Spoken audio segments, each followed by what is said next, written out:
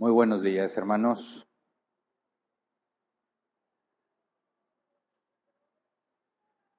Es día del Señor. Lo apartamos de entre todas las actividades que podamos hacer. Siempre hay buenos planes que podemos hacer en domingo en la mañana, pero por convicción propia lo reservamos para venir a beneficiarnos por los medios de la gracia, que aún no los estudiamos, pero los vamos a estudiar un poco más adelante, por todo lo que sucede cuando venimos aquí. Hemos estado estudiando sobre vivir en santidad, específicamente la vivificación. La semana pasada estudiamos sobre el contentamiento y hoy vamos a enfocarnos en ejemplos. Todo esto que estamos estudiando nos va a llevar a entender por qué son fundamentales los medios de la gracia y lo valiosos que son, aunque se vuelven comunes para nosotros. Nos ayuda a tener una respuesta ante los principales problemas que enfrenta el mundo, como la depresión, la ansiedad. Todo esto que estamos estudiando está enfocado en cómo podemos vivir en santidad, porque el ser cristianos no nos exenta de experimentar los problemas que el mundo experimenta. No nos exenta de enfrentarnos a las mismas dificultades, los mismos temores, de experimentar depresión y de experimentar ansiedad. Pero por medio de lo que dice la palabra, por medio de lo que dice la Escritura, podemos tener claro el camino que se debe de seguir. Y después de estudiar el contentamiento la semana pasada, hoy nos vamos a enfocar en ejemplos bíblicos. Y el ejercicio de entender cómo es que un ejemplo bíblico nos enseña el proceder, cómo debemos proceder. La Biblia nos da ejemplos tanto de lo que sí se debe hacer como lo que no se debe de hacer. Hoy nos vamos a enfocar en ejemplos que sí se deben hacer y cómo eso nos ayuda a entender en la parte nuestra de cómo aplicarlo, porque nos hemos enfocado en entender qué creemos, por qué lo creemos. El contentamiento, el día de ayer vimos qué es el contentamiento, por qué creemos en el concepto teológico del contentamiento, de dónde viene en la Escritura, por qué es necesario, cuál es la consecuencia, por qué deberíamos de tenerlo. Ahora vamos a ver cómo lo aplicamos, y en ese cómo lo aplicamos viene también el cómo se lo enseñamos a otros. Porque entre cristianos es común que busquemos consejo, que busquemos ayuda para entender cómo debiéramos enfrentar tal circunstancia. Y yo he escuchado de muchos cristianos, y lo viví yo hace mucho tiempo, dicen, yo no sé cómo aconsejar, no sé cómo decirle a otra persona lo que debe de hacer. Y la reacción natural es, ve con el pastor, ¿verdad? Y aunque sí hay situaciones, la Biblia es clara, ¿verdad?, que sí deben de ser atendidas por ciertas personas con responsabilidad. No estamos en el modelo de Moisés en el desierto, donde cualquier cosa que quisiéramos saber acerca de Dios había que acudir a Moisés. No, tenemos toda la información necesaria para saber cómo aplicarlo y saber cómo ayudarle a otros a aplicar lo que la Biblia dice. Entonces, como repaso breve de la semana pasada, porque lo vamos a usar hoy para aplicar, vimos que el concepto del contentamiento está tomado de las palabras del apóstol Pablo, ¿verdad? Cuando dijo, pues he aprendido a estar satisfecho en cualquier situación en la que me encuentre, ¿verdad? Adelantito viene el todo lo puedo en Cristo que me fortalece, y ese todos los cristianos se lo saben, pero no le ponen énfasis a esta parte de atrás, ¿verdad? Estar satisfecho. La Reina Valera 60 dice, he aprendido a contentarme. Y de aquí viene el concepto del contentamiento. En griego, contento, autosuficiente. Diccionario Helps, contento en el sentido de estar satisfecho, ser autosuficiente. Y autosuficiente no se refiere a ser independiente de los demás o ser autónomo, sino a decir lo que está en mí, lo que ya tengo es suficiente, no necesito nada externo. Entonces, cuando vemos el concepto del contentamiento y de que es aprendido, y que esta palabra en griega para aprender, he aprendido, tiene que ver con la experiencia, con el haberlo vivido y experimentado para obtener ese conocimiento que solo viene de la experiencia, nos enseña que es un proceso gradual. Contentarnos no es la reacción natural. Contentarnos es el producto de haber aprendido lo suficiente para poner en orden nuestros sentimientos. Así que este control sobre los sentimientos no va a brotar de la nada. Es algo que tienes que ir poniendo en práctica hasta que llegue al punto en que lo puedes tener bajo control. Como quiera se nos va a escapar algunas veces, ¿verdad? Los sentimientos que generamos a partir de las emociones pueden traicionarnos, pueden camuflajearse como algo bueno y después nos damos cuenta que no me sirve y que lo dejé estar ahí mucho tiempo. Pero si aplicamos el contentamiento como la forma fácil de explicarlo es la aceptación de la voluntad divina, tiene un orden y una secuencia. Primero tengo que confiar en Dios. Si confío en Dios y entiendo cómo es Él y por qué hace las cosas Él como las hace, entonces puedo experimentar gozo, el estar consciente de la gracia que estoy recibiendo. Y al confiar en Dios y experimentar gozo, entonces puedo experimentar contentamiento, aceptar lo que Dios ha permitido para mí. Pero está basado primero en la confianza en Dios, segundo es que estar consciente que es gracia lo que recibo, y en tercero decir, es suficiente, estoy dispuesto a aceptarlo porque entiendo que hay buenas razones de parte de Dios para permitir lo que me está pasando. El contentamiento no hay problema cuando nos va bien, ¿verdad? Como dicen, a lo bueno uno luego se acostumbra, luego volada. Pero a lo malo nos cuesta aceptarlo. Cuando recibimos cosas que nos parecen agradables o que nos parecen justas, como si fuese recompensa por lo que hemos hecho, nos contentamos bien fácil, ¿verdad? Por eso decimos, andas bien contentote, porque ni batallaste para decir, yo acepto lo que Dios me dio, ¿verdad? Pero cuando las cosas están mal, cuando vienen las dificultades, es cuando tenemos que entender que si no podemos contentarnos, más que pensar en que no tienes la capacidad, tienes que entender que no has vivido las experiencias necesarias o de las experiencias que ya viviste, no aprendiste como debiste haber aprendido. Y hay varias razones. Puede ser que Dios no nos haya permitido aprender o que por negligentes no le sacamos el provecho que pudimos a esa situación. Entonces, el punto es que Dios ya nos ha dado todo lo que necesitamos para estar bien, incluso para estar felices. No necesitamos nada externo. Y al mismo tiempo, cuando hablamos de aceptar la voluntad de Dios, no estamos hablando de conformismo ni de negligencia, ¿verdad? Vimos el caso de los esclavos, que Pablo dice, si tú fuiste convertido siendo esclavo, no procures soltarte, ¿verdad? Sigue así, pero si hay una oportunidad para liberarte, aprovéchala. De manera que el contentamiento no está en contra del deseo de progresar. Tú puedes tener todos los deseos de avanzar en tu vida, obtener más ingresos, hacer más cosas y al mismo tiempo tener contentamiento. Porque el contentamiento es aceptar lo que tienes, no la ausencia de desear otra cosa.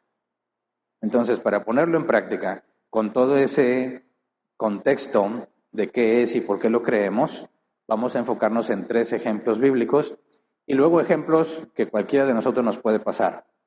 Ejemplos más sencillos, partiendo de lo que aprendemos de los ejemplos bíblicos. Ahora, esta parte es muy importante que la entiendas, mi hermano, mi hermana, porque es fundamental para tu vida.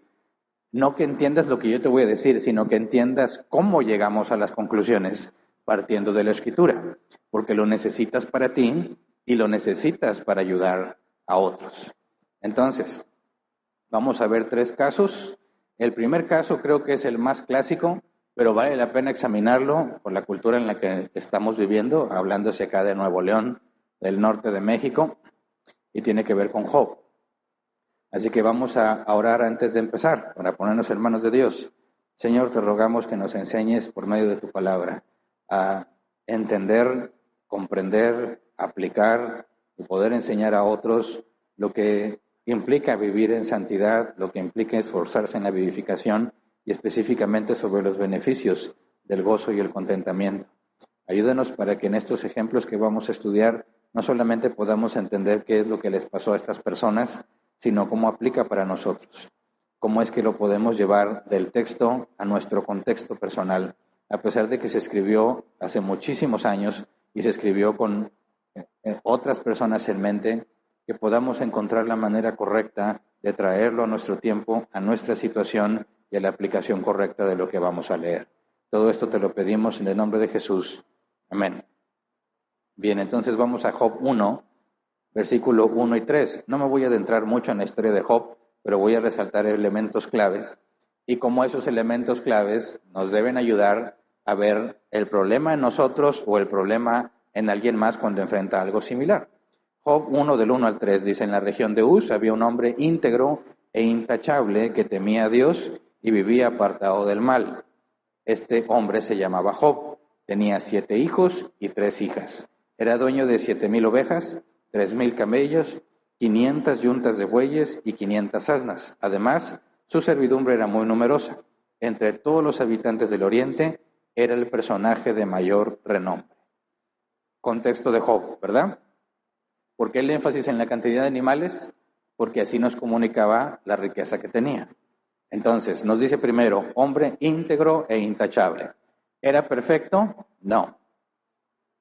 La integridad no significa ausencia de pecado, ¿verdad? Intachable es el equivalente a ser irreprensible, que son requisitos bíblicos para diáconos, para ancianos y lo que debe caracterizar a cualquier cristiano maduro. ¿Qué significa eso? Que no te pueden de acusar algo grave, cierto.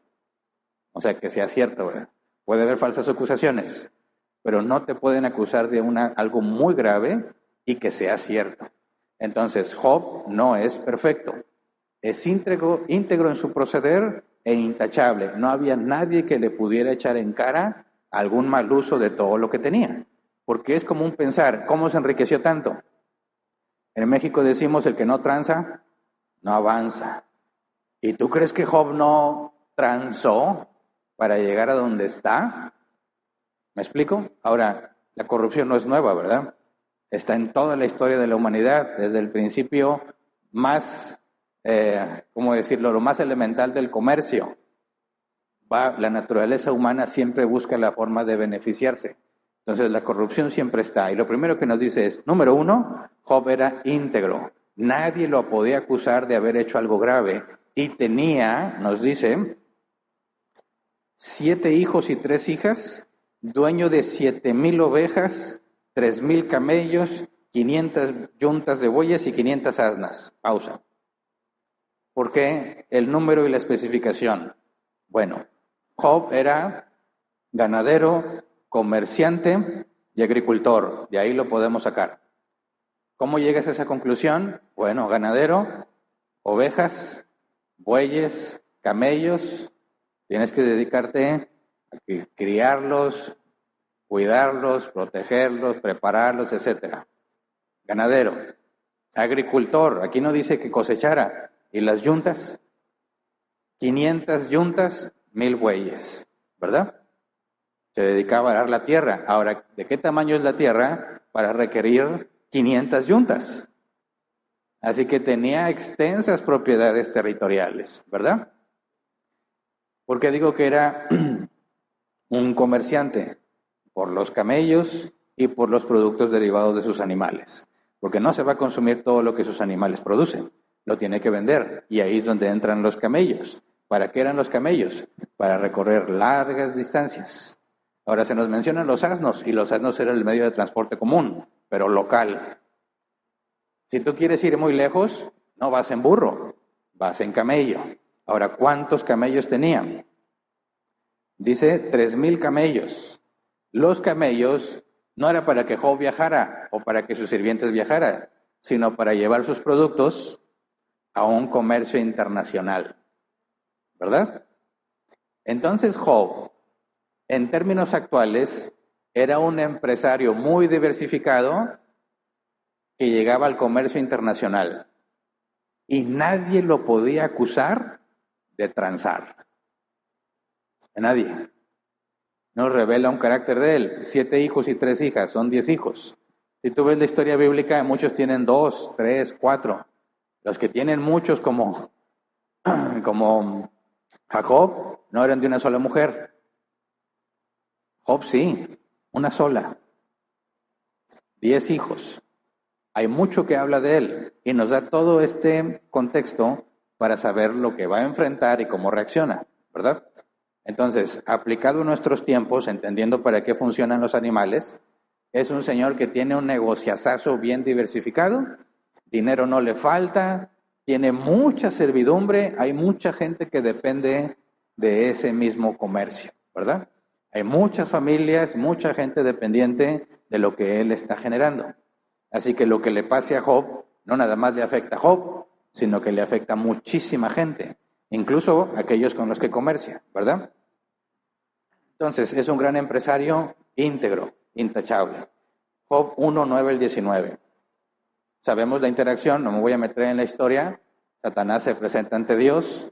A los que pensaban que eso era imposible, bueno, aquí se aprende que Satanás no es como un vampiro al que le muestran un crucifijo, ¿verdad? ¿Qué le pasa a los vampiros según las películas cuando le muestran un crucifijo? Le daña. Y ni si te ocurre aventarle agua bendita porque lo quemas. La Biblia ni se la acerques. Pero luego vas y lees a Job y dice que se presentan los hijos de Dios. En el concepto de hijo de Dios bíblico en el Antiguo Testamento son los ángeles, los mensajeros de Dios, los seres celestiales. Y viene que se presentan ante Dios y entre ellos va Satán. Y Dios le dice a Satán o a Satanás, ¿de dónde vienes? Pues de recorrer la tierra. ¿Y ya viste a Job? ¿Ya lo viste? Que está muy bendecido, muy prosperado y es íntegro. Y dice el versículo 9, Satanás respondió, ¿y acaso Job te honra sin esperar nada a cambio? ¿Acaso no están bajo tu protección él y su familia y todas sus posesiones? De tal modo has bendecido la obra de sus manos que sus rebaños y ganados llenan toda la tierra. Pausa, aquí hay más información importante. Dice, has bendecido la obra de sus manos, trabajo duro de Job. No fue heredado, ¿verdad? No fue robado, fue generado con el fruto de sus manos. Y Satanás nos deja ver que no le puede hacer nada a Job. ¿Por qué? Porque Dios cuida no nada más a Job, sino todo lo que es de Job.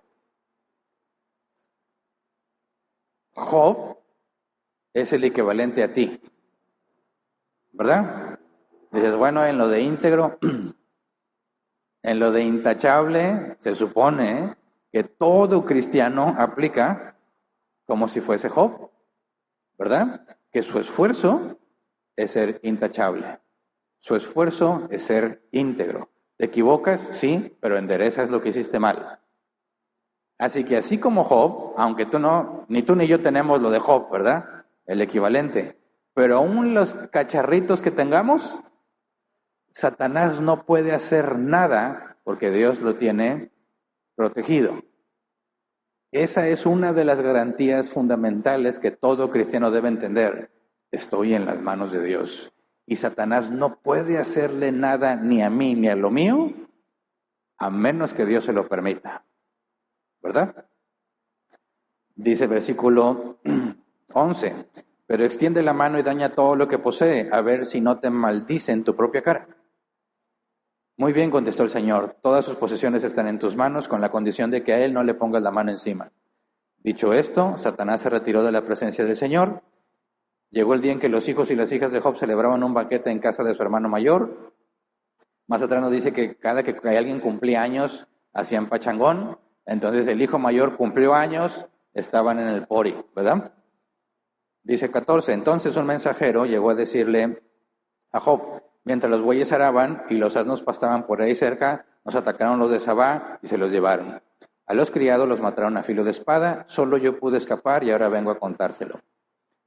Versículo 16, no había terminado de hablar este mensajero cuando uno más llegó y dijo, el fuego de Dios cayó del cielo y quemó a las ovejas y a los criados, solo yo pude escapar para venir a contárselo. No había terminado de hablar este mensajero cuando otro más llegó y dijo, unos salteadores caldeos vinieron y dividiéndose en 3 grupos se apoderaron de los camellos y se los llevaron. A los criados los mataron a filo de espada, solo yo pude escapar y ahora vengo a contárselo. No había terminado de hablar este mensajero todavía cuando llegó otro y dijo, los hijos y las hijas de usted, que estaban celebrando un banquete en casa del mayor de todos ellos, cuando de pronto un fuerte viento del desierto dio contra la casa y derribó sus 4 esquinas. La casa cayó sobre los jóvenes y todos murieron. Solo yo pude escapar y ahora vengo a contárselo. O sea, que en un mismo día, prácticamente en el mismo instante, le informan que todo lo que tenía, incluyendo a sus hijos, lo perdió. Robado, calcinado por fuego del cielo, o por un viento fuerte que hace caer la casa de sus hijos y mata a todos sus hijos. Ok, concluyamos otra cosa. ¿Qué elementos puede hacer Satanás para usar de las suyas? Usar a otras personas como los caldeos y los otros que ya tenían su plan de cómo robar y roban lo que tenían. O sea, Satanás usó la maldad de otros hombres para llevar a cabo sus planes. Elementos naturales como el viento y no muy naturales como fuego del cielo, ¿verdad? Ahora, Satanás puede usar todo eso si Dios se le permite. En este caso lo usó porque Dios se lo permitió, ¿verdad? Así que Job, si te pones a pensar, ¿cuánto habrá tardado Job en acumular toda esa riqueza? ¿Cuánto toma estabilizar un negocio? Según las estadísticas, toma 7 años que tu negocio sea estable. Y en esos primeros 7 años, 0 estabilidad. Días sí, días no, días sí, días no. ¿Para qué tú puedes decir, mi negocio está estable? Según las estadísticas, son 7 años. Para que ahora sí puedas decir, vamos a empezar a crecer. ¿Cuánto tiempo crees que le tomó a Job llegar a tener todo lo que tenía? No fue un instante, ¿verdad? Le tomó años y años. ¿Y en cuánto tiempo lo perdió? En un solo día. ¿Cómo se sentiría Job? ¿Alguna vez te has esforzado mucho por algo que costó mucho obtener y en un instante lo pierdes? Se siente muy feo. Algo es muy parecido cuando te roban, ¿verdad? Si te roban cosas que no te costaron, pues te duele, pero no tanto. Pero yo me acuerdo mucho de un amigo en la secundaria estaba de moda tener los tenis más nuevos, ¿verdad? Y eran muy caros. Y pues él se esforzó, porque no éramos de gente de dinero, se esforzó mucho y se compró sus tenis. Luego nos encargaron en la secundaria ir al centro de la ciudad a conseguir cierto material eléctrico, porque era una escuela técnica donde había clases de electrónica. Y yo no fui, mis amigos sí fueron, yo por alguna razón no fui. Bueno, cuando regresaron me contaron que lo robaron. En el centro, caminando por el centro a plena luz del día, salieron unas personas con navaja y les dijeron, denos todo lo que trae, y les quitaron los tenis. Y se tuvieron que regresar descalzos desde el centro hasta su casa. ¿Y qué coraje da eso? Que lo que te costó mucho esfuerzo tener, en un instante un cualquiera te lo quita y se lo queda. Ahora, toda la riqueza de Job la perdió en un instante. ¿Cómo reaccionaría una persona común y corriente? ¿Cómo reaccionaría nuestra cultura cuando de repente te quedas sin trabajo? Y luego, como el carro no era comprado, sino que lo estabas pagando, te quitan el carro. Ya no puedes ver Netflix, y quizás ese es el máximo terror para muchos. ¿Cómo puede vivir alguien sin Netflix? Como el iPhone que estabas pagando tampoco era tuyo, te quitan el iPhone. Y te empiezan a quitar todo. ¿Cómo se comporta una persona que lo pierde todo? Se deprime, ¿verdad? Se deprime. Y aunque no te quiten todo, se deprimen. Ok, Job 1, 20 al 22. Al llegar a este punto, Job se levantó, se rasgó las vestiduras, se rasuró la cabeza y se dejó caer al suelo en actitud de adoración. Entonces dijo, desnudo salí del vientre de mi madre y desnudo he de partir. El Señor ha dado, el Señor ha quitado. Bendito sea el nombre del Señor. A pesar de todo esto, Job no pecó ni le echó la culpa a Dios. Pregunto yo, ¿se sintió feo? ¿Job sintió feo con lo que le pasó? Claro. ¿El dolor de perder a sus hijos ahí estaba? Claro. ¿Todo su esfuerzo no crees que le dio un coraje contra los caldeos y los que le robaron? Claro. ¿Tenía servidumbre para ir a desquitarse? No, se los mataron también. ¿Y qué fue lo que hizo Job? Dice, se rasgó las vestiduras, que era señal en aquel entonces de manifestar un profundo dolor e indignación. Rasga las vestiduras, se rasura la cabeza, otra señal muy visible de la máxima pena que podría sufrir una persona. Y se dejó caer al suelo, pero no le dijo a Dios, ¿por qué? ¿por qué a mí? ¿Qué hice para merecer eso? No, dice en actitud de adoración. Y entonces dice, no dice que lo sienta, se recuerda a sí mismo, desnudo salí del vientre de mi madre y desnudo he de partir.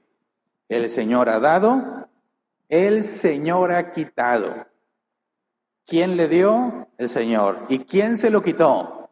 No dijo los caldeos mugrosos, el diablo cochino. El Señor lo quitó. Porque lo que Job entiende es que Satán no puede hacer nada que no se le permita. Así que el asunto de Job es Dios da y Dios quita, ¿verdad? Bendito sea el nombre del Señor. ¿Está hablando de un sentimiento o de una decisión? Ya vimos que el contentamiento es un mandato. Entonces, ante las emociones que cualquier ser humano experimentaría, ¿cuál es la reacción de Job? Recordar que todo lo que venga, para bien o para mal, desde su perspectiva humana obviamente, todo está en control del Señor. Es decir, él entiende la providencia divina, la providencia de Dios. ¿Qué significa eso? La semana pasada lo vimos. Significa que Dios se asegura de que todas las cosas pasen tal como Él ha ordenado que va a pasar. O sea, que Dios no da una orden y espera que el tiempo la cumpla mientras Él atiende otras cosas. No, Él se encarga de cada detalle, que cada átomo esté en el lugar que le corresponde para que se cumpla lo que Él ordenó. Así que no le puedes echar la culpa a nadie de lo que te pasa, sino entender que es decisión de Dios. Y esa diferencia te lleva a acciones muy distintas, porque dice, a pesar de todo esto, Job no pecó ni le echó la culpa a Dios. Ahora, ¿Job pecaba? Claro, es un ser humano, pero con respecto a este tema, ¿qué es lo que Satanás había dicho? Quítale todo y te va a maldecir en tu cara.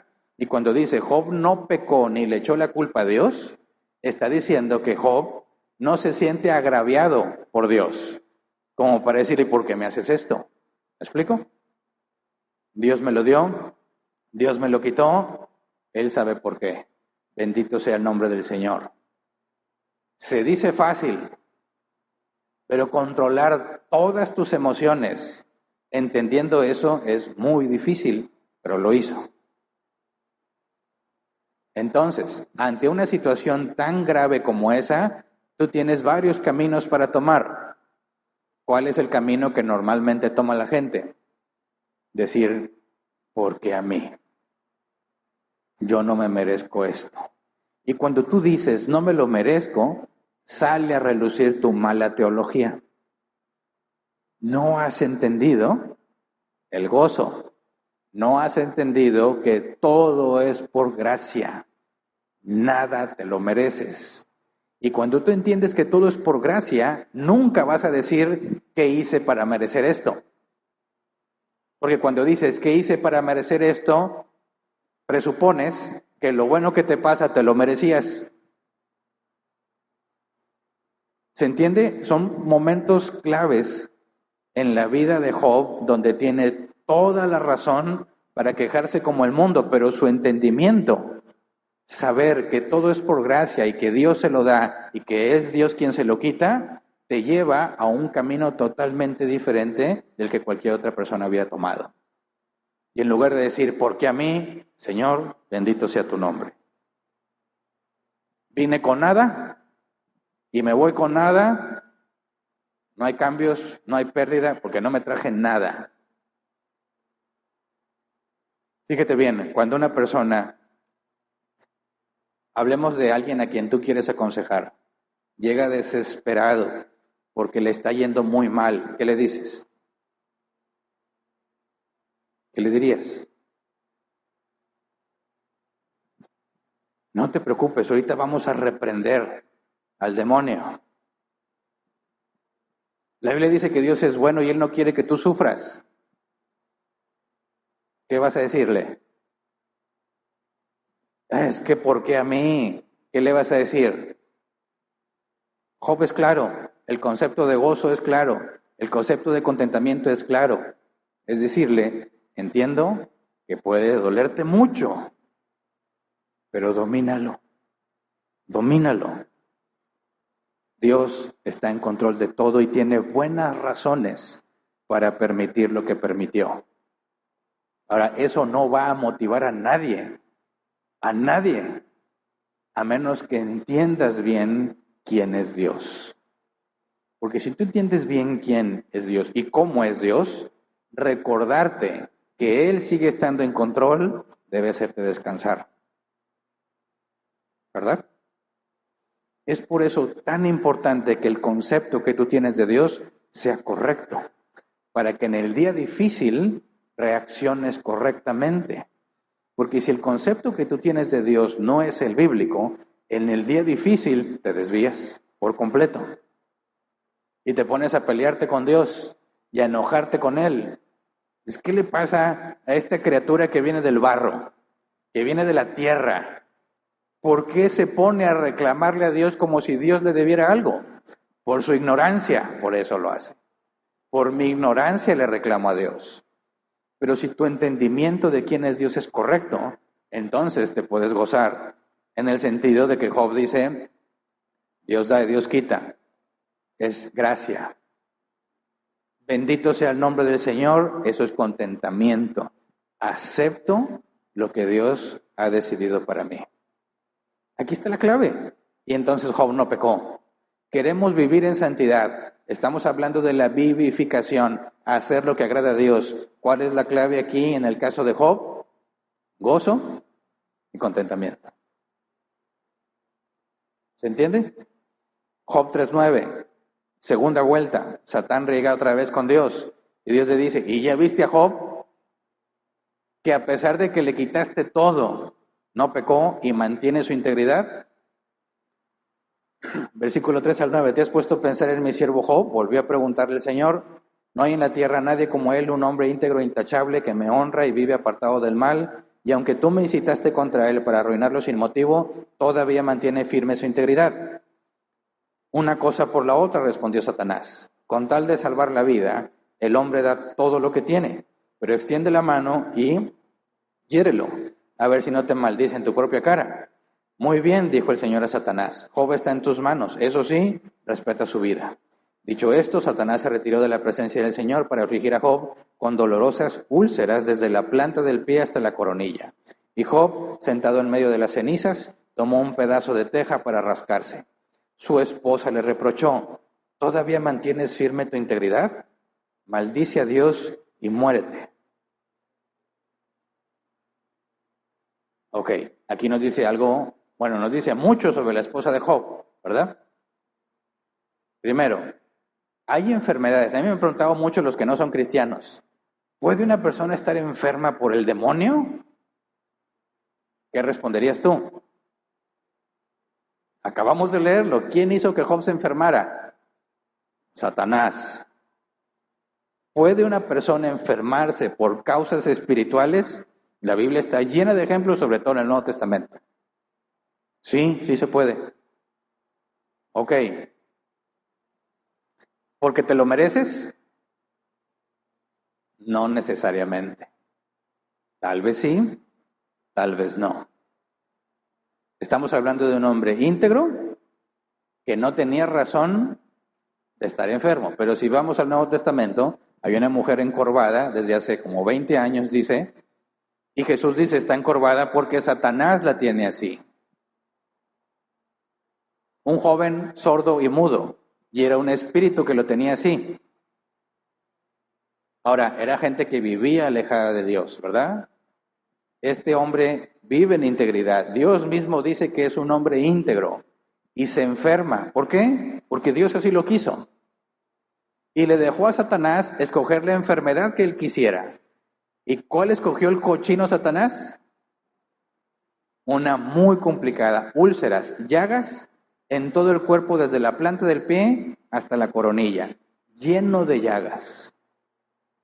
Y está sentado Job y agarra una teja para poder rascarse. ¿Y quién llega? La esposa. Fíjate bien, la esposa de Job no conoce a Dios como Job lo conoce, ¿verdad? Porque la esposa de Job reacciona como cualquier ser humano reaccionaría. ¿Sigues adorando, sirviendo al Señor a pesar de cómo te trata? ¿Cómo? O sea que si tú tratas a Dios bien, te va a ir bien. Y si tú estás haciéndole ganas y haces cosas buenas para Dios y te trata mal, entonces ¿para qué lo sirves? Entonces la esposa de Job ve a Dios no como un fin, sino como un medio para obtener cosas buenas. Y esa es la idea más generalizada acerca de Dios. Porque aún los hombres más pecadores, cuando tienen necesidad, ¿a quién buscan? A Dios. ¿Pero buscan a Dios o buscan lo que Dios puede darles? No buscan a Dios, buscan lo que solo Dios podría darles. ¿Me explico? ¿Y qué tengo que hacer para que Dios me bendiga? Échale dinero aquí, ahí va. Ven a la iglesia, ahí voy. Ora tantas veces al día, lo hago. ¿Están buscando a Dios? No. Buscan aquello que solo Dios puede darles. Ahora, este punto de aquí, cuando la esposa viene y le dice, es como el tiro de gracia a Job. ¿Me explico? Una cosa es que externamente estés perdiendo todo y otra cosa es la traición en tu propia casa. Porque ¿qué se sentirá que tu propia esposa te ridiculice por tu confianza en Dios? Job se da cuenta que está absolutamente solo.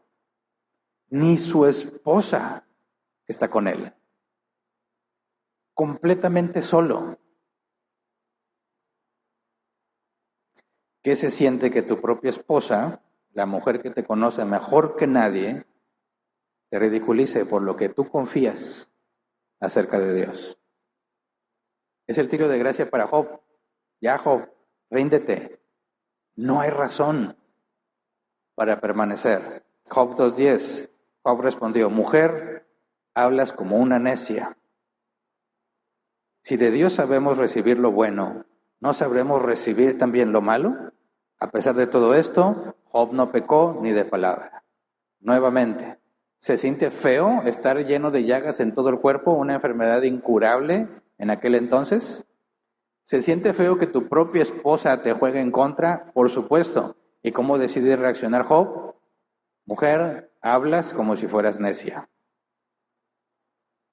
Si sabemos recibir de Dios lo bueno, ¿y acaso no también lo malo? Él sigue aferrado al concepto de providencia divina. Es Dios quien nos da las cosas. Todo esto que me está pasando viene de Dios. Y esa confianza lo lleva otra vez a decir, a pesar de todo esto, Job no pecó ni de palabra. Ahora, tú y yo queremos vivir en santidad y queremos hacer las cosas bien. ¿Dónde empieza el cambio? En la cabeza. En nuestro entendimiento de quién es Dios. Porque si ese entendimiento es correcto, te va a llevar a las decisiones correctas. ¿Me explico? Por eso, cuando la iglesia se llena de gente y luego vienen problemas y la gente se va, ¿qué fue lo que pasó? ¿Los problemas se llevaron a la gente? No. Ellos mismos se van por sus malas decisiones. ¿Y por qué tienen eso en las malas decisiones? ¿Por qué decidieron así? ¿Por qué se comportaron así? Porque esa es la manera en que comprenden a Dios y no comprenden al Dios de la Biblia.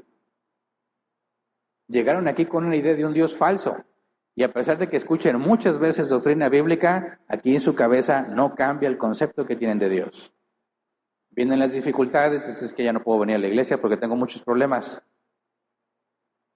Y me lo han dicho ya un buen número de veces.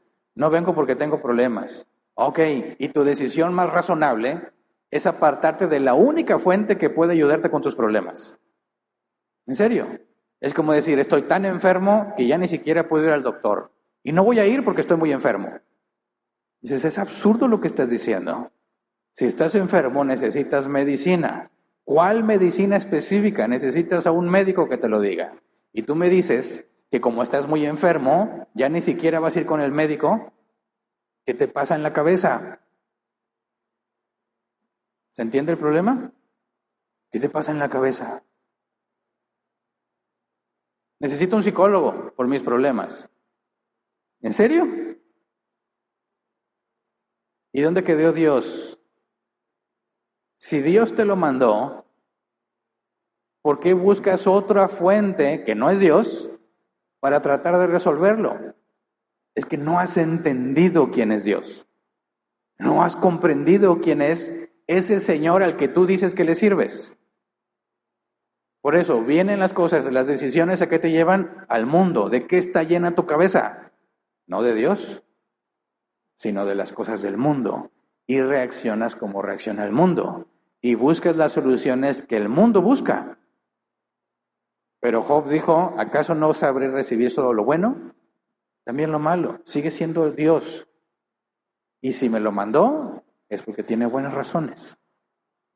El problema es que si no hay gozo y contentamiento, te pierdes por completo la conclusión a la que llega Job.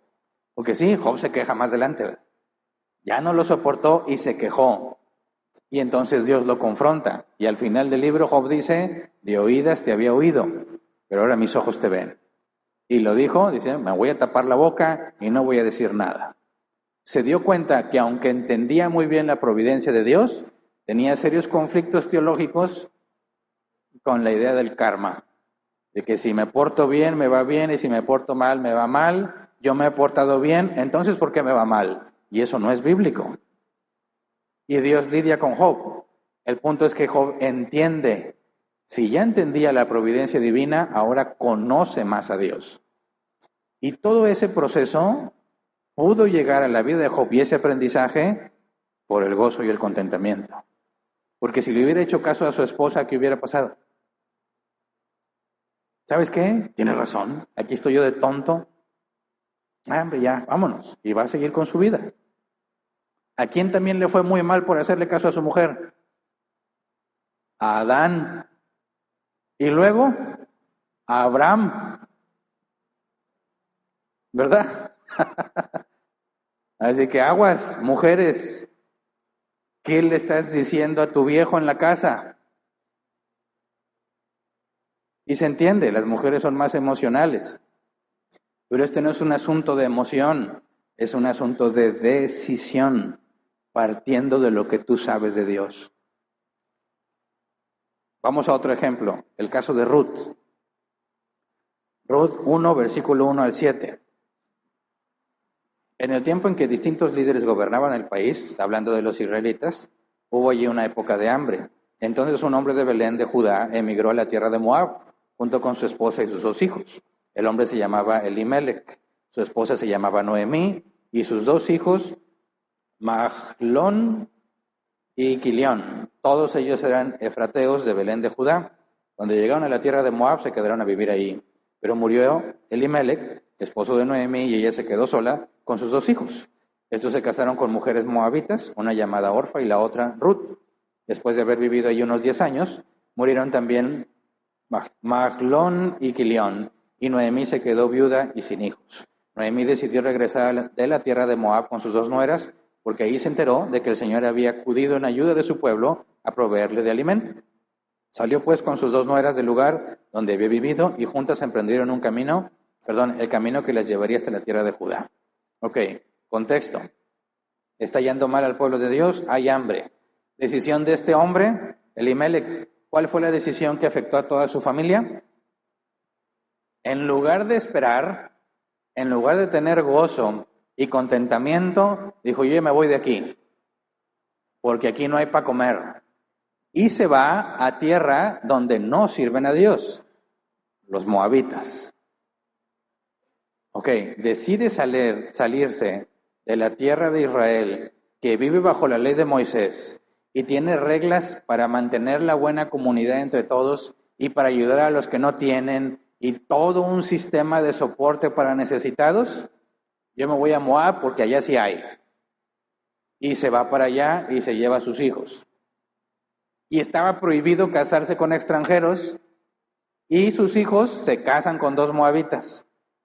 Se muere el papá, se mueren los hijos, se queda Noemí sola y oye que allá de donde salieron, Dios les ayudó. O sea, que se salieron en vano.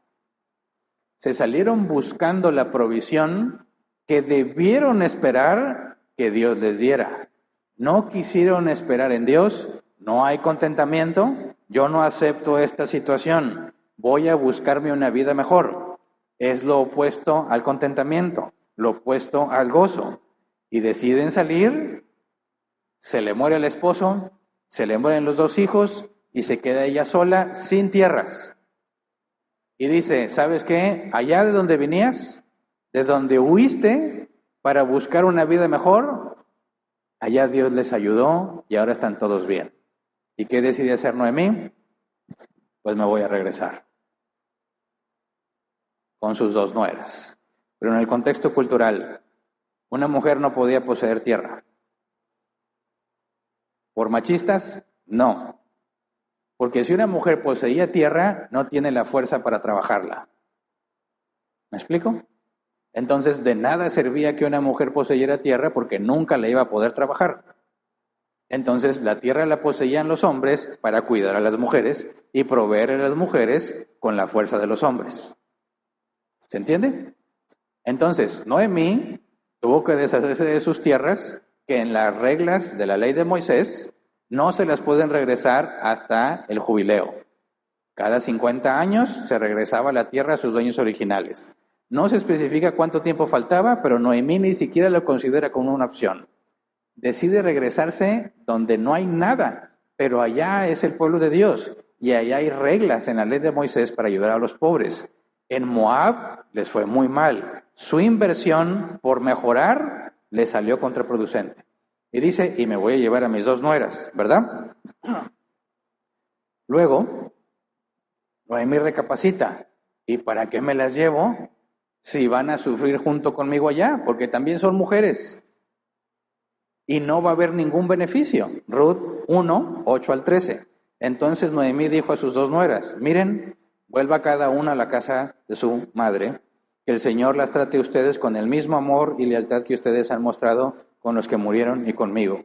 Que el Señor les conceda ayer seguridad en un nuevo hogar al lado de un nuevo esposo. Luego las besó, pero ellas, deshechas en llanto, exclamaron, no, nosotras volveremos contigo a tu pueblo. Vuelvan a su casa, hijas mías, insistió Noemí. ¿Para qué se van a ir conmigo? ¿Acaso voy a tener más hijos que pudieran casarse con ustedes? Vuelvan a su casa, hijas mías, váyanse. Yo soy demasiado vieja para volver a casarme. Aún si abrigara esa esperanza y esta misma noche me casara y llegara a tener hijos, ¿los esperarían ustedes hasta que crecieran? ¿Y por ello se quedarían sin casarse? No, hijas mías, mi amargura es mayor que la de ustedes. La mano del Señor se ha levantado contra mí. La mano del Señor se ha levantado contra mí. ¿A qué se refiere? Conciencia de pecado. No debieron salir. Sus hijos no debieron casarse con mujeres extranjeras. Ahora hay una consecuencia, porque en la ley de Moisés dice que si obedeces, te va bien. Si desobedeces, te va mal. Esta mujer, ya en ese estado, dice, ¿saben qué? Hicimos mal. Y ya estoy consciente que va a haber consecuencias de mis malas decisiones, porque así lo especificó Dios en su ley. Pero voy a regresar a donde viven los que guardan la ley de Dios. Y ahí debe de haber una mejor oportunidad. Así que, nueras, rehagan su vida. Váyanse a la casa de su madre otra vez, vuelvan a casarse. No tienen por qué sufrir lo que yo voy a sufrir. Ruth 1, 14 al 19. Una vez más alzaron la voz, deshechas en llanto. Luego Orfa se despidió de su suegra con un beso, pero Ruth se aferró a ella. Misma situación, 2 posibles caminos. Orfa dijo, pues ya siendo realistas, no hay esperanza con Noemí. ¿Me voy a quedar así, soltera toda la vida? ¿Y quién me va a cuidar? ¿Y de qué voy a vivir? ¿Cuáles son mis posibilidades? Pues me regreso con la casa de mis papás y me vuelvo a casar. Noemí tiene una situación muy difícil, pero yo no tengo por qué sufrir con ella. Yo tengo una vida por delante, yo voy a buscar mi bienestar. Noemí, te quiero mucho, que Dios te me bendiga, suerte. Y se regresa a hacer su vida. Y es una decisión muy sensata, ¿sí o no? Dices, oye, ¿para qué ir a arriesgarte? ¿Para qué ir a sufrir cuando aquí puedes rehacer tu vida? ¿Y qué hizo Ruth? Se aferró a Noemí. Versículo 15. Mira, dijo Noemí, tu cuñada se vuelve a su pueblo y a sus dioses. Vuélvete con ella. Aquí nos da un detalle más. Como ellas no conocen del Dios de Israel, las únicas que conocen es Noemí, pero estaban casados con los israelitas, tienen una noción de quién es Dios. Y esta Orfa dice, si me regreso a mis dioses. Si voy con Noemí, sigo al Dios de Noemí. Pero me va a ir muy mal. La propia Noemí ya me dijo. Así que me regreso al mundo y a como el mundo vive para que me vaya bien. ¿Se entiende? Aquí nos da un pequeño detalle más. No nada más era material, también era cuestión de teología. ¿A muchos dioses o a un Dios verdadero? Sí. Me regreso a las creencias de todas las demás personas. Versículo 16, pero Ruth respondió, no insistas en que te abandone o en que me separe de ti, porque iré a donde tú vayas y viviré donde tú vivas. Tu pueblo será mi pueblo y tu Dios será mi Dios. Moriré donde tú mueras y allí seré sepultada. Y luego fíjate, que me castigue el Señor con toda severidad si me separa de ti algo que no sea la muerte. ¿De qué está hablando o qué nos dice acerca de Ruth? Ruth está persuadida del verdadero Dios de Israel y no le ve ningún beneficio a regresarse a los otros dioses, aunque materialmente le debería ir mejor. Aquí hay un entendimiento en Ruth. Es mejor estar con Dios, aunque las cosas se ven muy mal, que regresarme a los dioses falsos, aunque las cosas se ven bien. ¿Verdad? El concepto de quién es Dios la lleva a tomar una decisión. No importa que vaya a sufrir contigo, que Dios me castigue si me separo de ti. ¿Qué está pasando en Ruth que dice, vámonos a sufrir juntas? Si ahí hay una ley, y ahorita vamos a mostrar que la sabían, si hay una ley que ayuda a los pobres y yo sigo con el Dios de Israel, es mejor que regresarme a la abundancia que pueda haber en Moab, pero en el error. Dice, versículo 18, al ver Noemí que Ruth estaba tan decidida a acompañarla, no insistió más. Entonces las dos mujeres siguieron caminando hasta llegar a Belén. Apenas llegaron, hubo una gran conmoción en todo el pueblo a causa de ellas. ¿No es esta Noemí?, se preguntaban las mujeres del pueblo. Todos sabían que se habían ido por una vida mejor. Y luego regresa en la ruina, en la miseria. Y dice, no es esta Noemí la que se había ido, la que se fue a buscar una mejor vida, la que decidió dejar la ley de Dios e irse al paganismo porque le iba a ir mejor. ¿Cómo le fue? Ahora viene de nuevo, sin nada, humillada. ¿Qué fue lo que le pasó? Entonces, Ruth, siendo moabita, era pagana, y el texto nos deja ver que se convierte al Dios de Israel y que a pesar de la miseria anticipada, está dispuesta a seguir el camino, ¿verdad? En lugar de evitar la dura vida que les espera, decide enfrentarla. ¿Y en qué está confiando? En lo que Dios había dicho, una ley de ayudar a los pobres. De ahí se aferra, porque no podían tener nada para sobrevivir si no se apegaban a esa ley. Ruth capítulo 2, versículo 1 a 3. Noemí tenía por parte de su esposo un pariente que se llamaba Booz.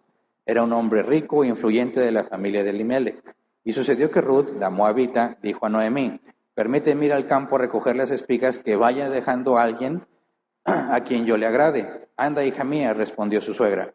Ruth salió y comenzó a recoger espigas en el campo detrás de los segadores. Y dio la casualidad de que el campo donde estaba trabajando pertenecía a Booz, el pariente de Elimelech. Ahora, cuando Ruth dice, déjame ir, dice a recoger las espigas que vaya dejando a alguien a quien yo le agrade, ¿A qué habla? A esta ley que decía que cuando tú estuvieras cosechando, dieras oportunidad a los pobres de tomar lo que se caiga. Eso es para los pobres. Y ellas van y no tienen nada, están en la calle y dice, voy apegada a esa ley por si hay alguien a quien yo le agrade, es decir, que no la corra de ahí. ¿Cuál es la única esperanza que tiene Ruth? Que eso que Dios dijo que debían de hacer los israelitas, se lo respete. Es lo único que tiene.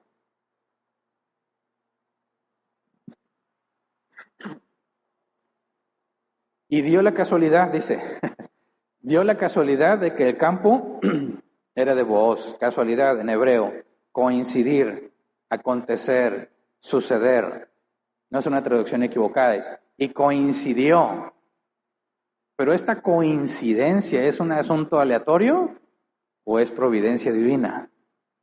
Fíjate bien, Orfa se regresa al paganismo buscando el bienestar, ¿verdad?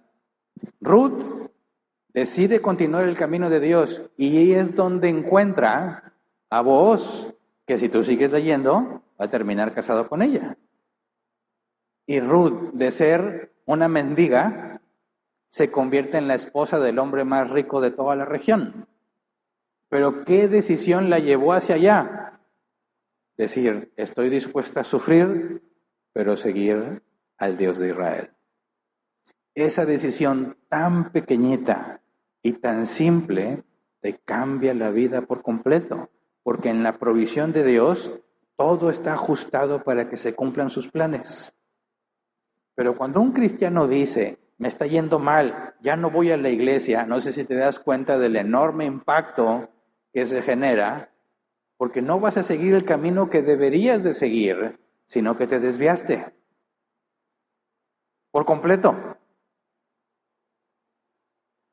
No, ya no puedo ir porque tengo que conseguir dinero. Me dan ganas de darte un bibliazo santo en la cabeza. A ver si se te queda algo de la Biblia en la cabeza. ¿De dónde viene el dinero? ¿De tu trabajo? No, de Dios, por un medio que es el trabajo. ¿Cómo le dices a Dios, sabes que tú no me estás ayudando, ahora lo arreglo por mi cuenta? No estás entendiendo que en la providencia de Dios estás así porque hay un propósito para ti. Y tu responsabilidad es gozarte y contentarte, porque son mandamientos las dos cosas. Y porque cuando te gozas y te contentas, entonces ves la obra de Dios en tu vida. Así de simple. No te gozas y no te contentas, no vas a ver la obra de Dios en tu vida. Vas a ver disciplina. ¿Verdad? Disciplina es lo que te vas a encontrar si eres hijo de Dios. ¿Quién quiere disciplina? Levante su mano. Nadie queremos la disciplina de parte de Dios, porque la propia Biblia dice que no gusta, no es agradable. ¿Pero por qué? Cuando tienes la oportunidad de decidir, corres a la disciplina. Porque no estás pensando, estás sintiendo. Sentimos la presión, el temor, la angustia, la tristeza, y entonces decido por cómo me siento, en lugar de decir, esta información es la correcta y controlo cómo me siento. ¿Tú crees que no le daba miedo a Ruth irse a la nada? Ahora, ¿había violadores en aquel entonces? Por supuesto. Gente que quisiera abusar de Ruth, por supuesto. De hecho, el libro lo menciona. Que el propio Booz le dice, no vayas a ningún otro lugar porque te pueden dañar, quédate aquí. Había muchos peligros, pero ella decidió gozarse y contentarse. Decir, es gracia, lo que Dios nos quiera dar y acepto lo que Él tiene para mí. Y entonces conecta con Booz. Ruth 2, 8 al 18. Entonces Booz dijo a Ruth, escucha, hija mía, no vayas a recoger espigas a otro campo ni te alejes de aquí. Quédate junto a mis criadas. Fíjate bien en el campo donde se esté cosechando y síguelas. Ya les ordené a los criados que no te molesten. Y cuando tengas sed, ve a donde están las vasijas y bebe del agua que los criados hayan sacado. Ruth se inclinó, se postró rostro en tierra y exclamó, ¿cómo es que le he caído tan bien a usted hasta el punto de fijarse en mí siendo solo una extranjera? Ya me han contado, respondió Booz, todo lo que has hecho por tu suegra desde que murió tu esposo, cómo dejaste padre y madre y la tierra donde naciste y viniste a vivir con un pueblo que antes no conocías. Que el Señor te recompense por lo que has hecho. Que el Señor Dios de Israel, bajo cuyas alas has venido a refugiarte, te lo pague con creces. Pausa. ¿Cómo se enteró de todo esto? Hay gente chismosa en todas partes. Y Dios usó el chisme para bendecir a Ruth. Porque Dios es soberano y aún la maldad de los hombres la usa para cumplir sus propósitos. Llegó, imagínate, llega Noemí y está la señora ahí haciendo su quehacer y dice, pues no es esta Noemí. En la miseria, ¿cuántas mujeres cuántas mujeres crees que dijeron, pues está bien, cada quien su vida, y siguió con sus quehaceres? ¿Cuántos esposos llegaron a decirle a su mujer, oye, ¿ya viste que llegó Noemí? No. ¿Y qué le pasó? No pregunté.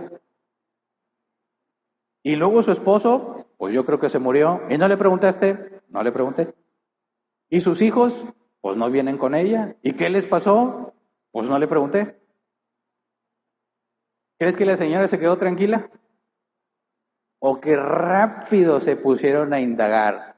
Ahí llevan un platito de comida con Noemí para dar y sopear, ¿verdad? A ver, aquí está un taco, Noemí. Cuéntame, ¿qué fue lo que pasó? No, pues fíjate, y se empieza a correr la voz. ¿Y esta muchacha que está aquí? Pues es Ruth, eran dos, pero una se quedó. Y esta era la esposa de mi hijo tal, y ha decidido ayudarme. Y la señora, no, fíjate, pero pues ¿para qué te vas? Aquí Dios nos ayudó. No, pues ya sabes cómo una es de necia. Y órale, echas el chal, sabroso, platicaron, enteraron de todo y llegó a oídos de Booz, que cuando se entera de quién es Ruth, dice, el Dios a cuyas alas has venido a cobijarte, te bendiga. También se llevó la información de que Ruth decidió convertirse al Dios de Israel y venía con la esperanza de que el Dios de Israel la supliera. Y Booz dice que Dios te bendiga, y no nomás le dice, le permite beneficiarse como si fuese un asalariado, aunque no merecía estar ahí. ¿Todo por qué? Porque Ruth decidió mantenerse y aceptar lo que Dios había definido para ella. Y le cambia la vida por una decisión tan sencilla de permanecer a pesar de la dificultad. Versículo 12, que el Señor te recompense por lo que has hecho. Que el Señor Dios de Israel, bajo cuyas alas has venido a refugiarte, te lo pague con creces. Ojalá siga siendo yo de tu agrado, mi Señor, contestó ella. Usted me ha consolado y me ha hablado con cariño, aunque ni siquiera soy como una de sus criadas. A la hora de comer, Booz le dijo, ven acá, sírvete pan y moja tu bocado en el vinagre. Cuando Ruth se sentó con los segadores, Booz le ofreció grano tostado. Ella comió, quedó satisfecha y hasta le sobró. Después, cuando ella se levantó a recoger espigas, le dio estas órdenes a sus criados. Aun cuando saque espigas de las gavillas mismas, no le hagan pasar vergüenza. Más bien, dejen caer algunas espigas de los manojos para que ella las recoja y no las reprendan. Así que Ruth recogió espigas en el campo hasta el atardecer. Luego desgranó la cebada que había recogido, la cual pesó casi un efa, aproximadamente 16 kilos. La cargó de vuelta al pueblo y su suegra vio cuánto traía. Además, Ruth entregó a su suegra lo que le había quedado después de haber comido hasta quedar satisfecha. Ahora, el detalle que nos da, casi un efa, 16 kilos de puros granitos. ¿Cuánto trabajó? ¿Cuánto se esforzó en ese día que acumuló 16 kilos de grano? Trabajó durísimo. No dijo, bueno, ya dijeron que aquí puedo. Bueno, pues ahí me la llevo tranquilito. En varios días voy juntando. No.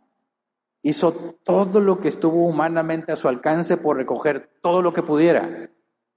Y de lo que ella comió y le sobró, No se lo siguió comiendo después, sino que se lo llevó a su suegra. Trabajo duro. El contentamiento no te excluye de trabajar duro. El contentamiento no implica que ya no deseas tener más. Acuérdate, si tienes la oportunidad, aprovéchala. Y Ruth la aprovechó y siguió trabajando duro y terminó casándose con Booz. Le cambió la vida entera solamente porque decidió gozarse y contentarse. ¿Verdad? Último caso, el caso de José. Génesis 39, 1 al 6. José, hijo de Jacob. Jacob, para hacer la historia más corta, le echó el ojo a una chica, le gustó mucho, habló con el papá, dijo, quiero casarme con ella. Y él le dijo, muy bien, trabaja 7 años para mí, porque no tenía nada, Jacob, no tenía propiedades, nada. Trabaja 7 años para mí, con la que acumules, puedes darle una vida a mi hija. Trato hecho, trato hecho. Trabaja 7 años por ganarse a Raquel. El día de bodas, el papá dice, no, aquí hay una regla, chivo brincado, chivo quedado. Que en términos mexicanos es, si la mayor no se casa y se casa primero la menor, la mayor ya no se casó. Eso significa chivo brincado, chivo quedado. Entonces dijo, no, nadie va a querer a la mayor. Así que secretamente, en el día de la boda, que la mujer tenía que tener el rostro cubierto, le entrega a la mayor, a Lea, en lugar de darle a la menor, Raquel.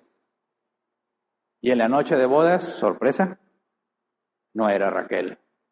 Pero como ya se había consumado eso, no se podía deshacer. Va Jacob y le reclama, ¿qué pasó? Pues es que tenía que salir primero ella. Pero si trabajas otros 7, ahora sí, mira, te juro que te doy a Raquel. Y se avientan los 7 años que siguen y por fin le entregan a Raquel. Pero es estéril y no puede tener hijos. La que puede tener hijos es Lea. Y después de mucho batallar, Dios le concede a Raquel tener un hijo y tiene a José. Y José, nos dice la Escritura, era el amor de su papá. ¿Por qué? Pues porque era el hijo de su amada. A la otra pobre se la encasquetaron y tampoco tenía culpa Lea, ¿verdad? Todo el problema fue de Labán, el papá de las muchachas.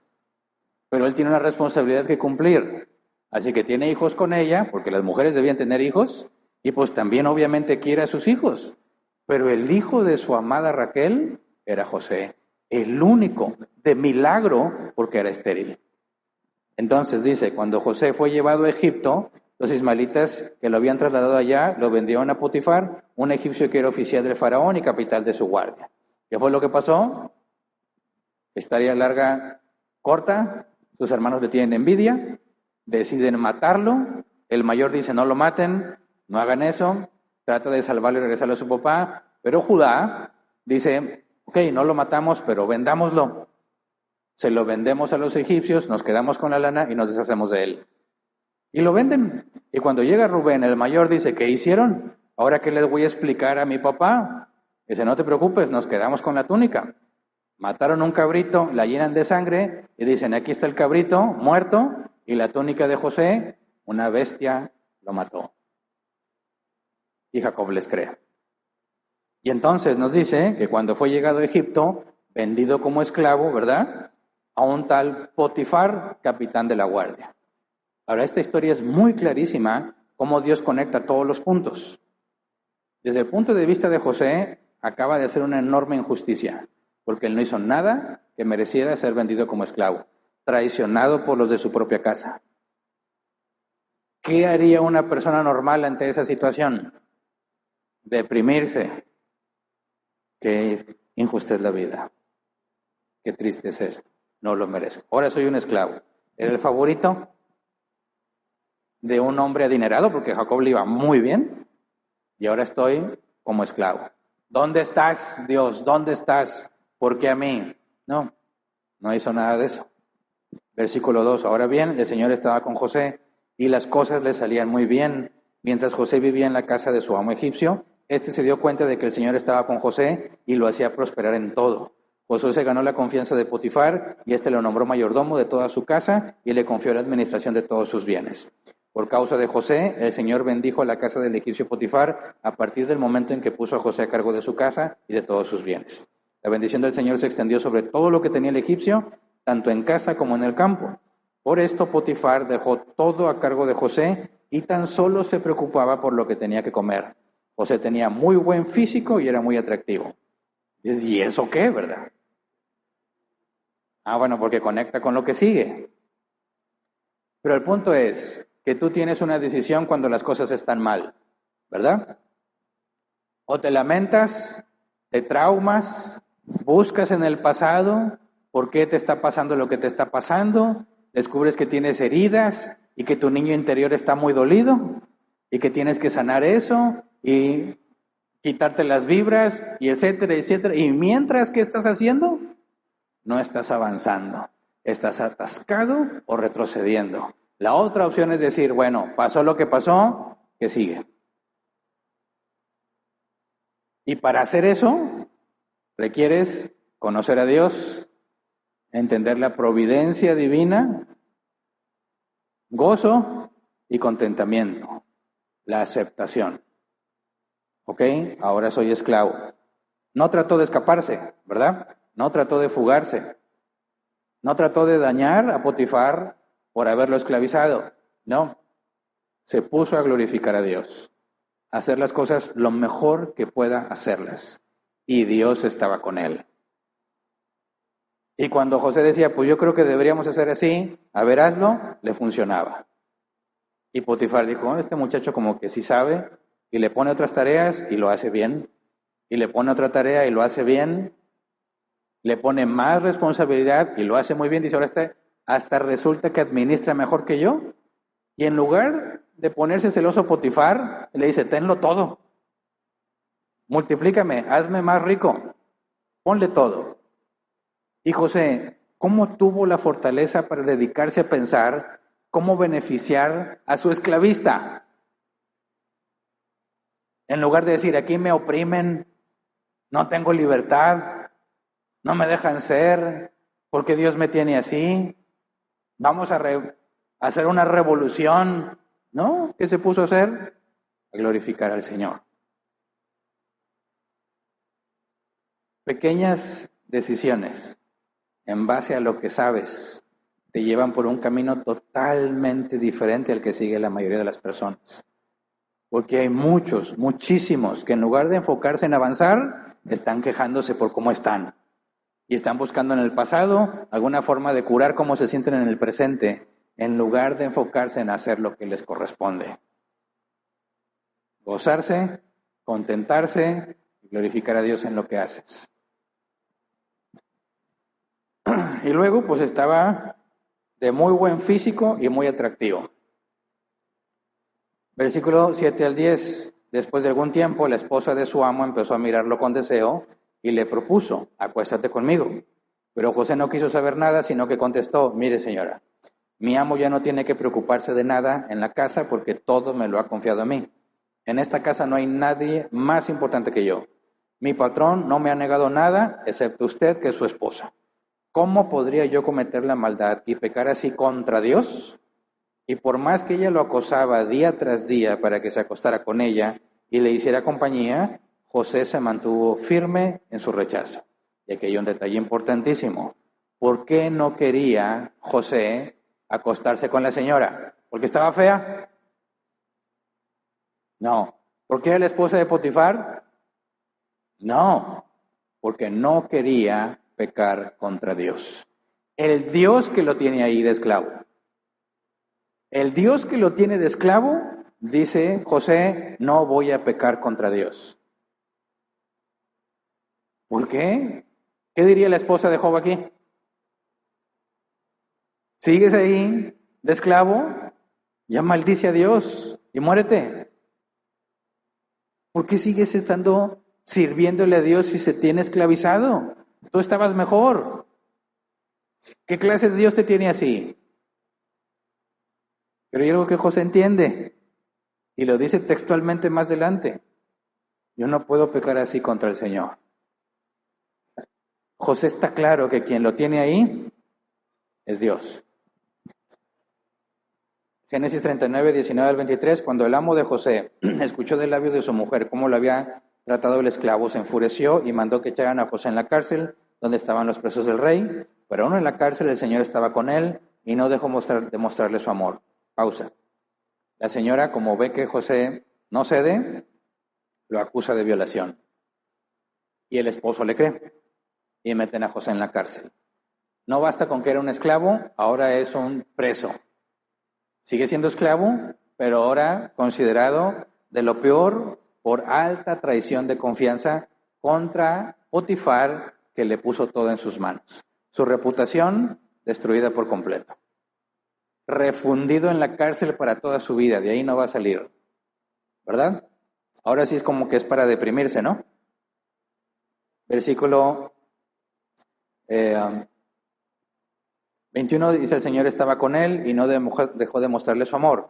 Hizo que se ganara la confianza del guardia de la cárcel, el cual puso a José a cargo de todos los prisioneros y de todo lo que ahí se hacía. Como el Señor estaba con José y hacía prosperar todo lo que él hacía, el guardia de la cárcel no se preocupaba de nada de lo que dejaba en sus manos. Pausa. ¿A quién se le ocurre a poner a un preso a administrar la prisión? ¿Cuál es la probabilidad de que ese preso se escape o ayude a que otros se escapen? Así que como que muy sano el juicio no lo tenía este encargado de la cárcel, ¿verdad? Pero dice, pero José lo hace todo tan bien que ya ni me preocupo. Él, aunque está en la cárcel, se asegura que nadie se escape. Se asegura que todos estén bien seguros y luego él solito se va a su celda. Como un Rumba, los que barren en las casas, los robotcitos. Tú lo conectas, solo sale a barrer, no se queja, ahí limpia, se le está acabando la pilita y regresa a su lugar y se vuelve a cargar. Y solo limpia.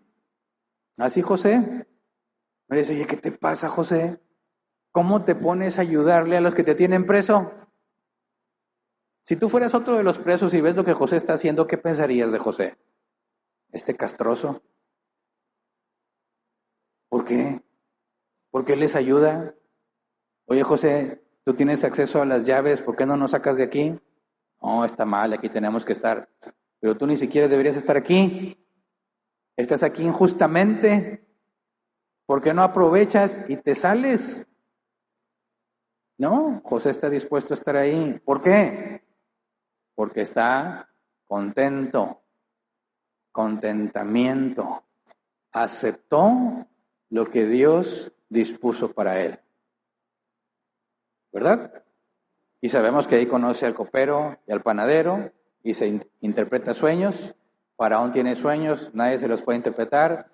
El copero que se había olvidado de él se acuerda de José. Le hablan a José para que le interprete el sueño a Faraón y Faraón dice, excelente, tú te haces cargo de todo Egipto.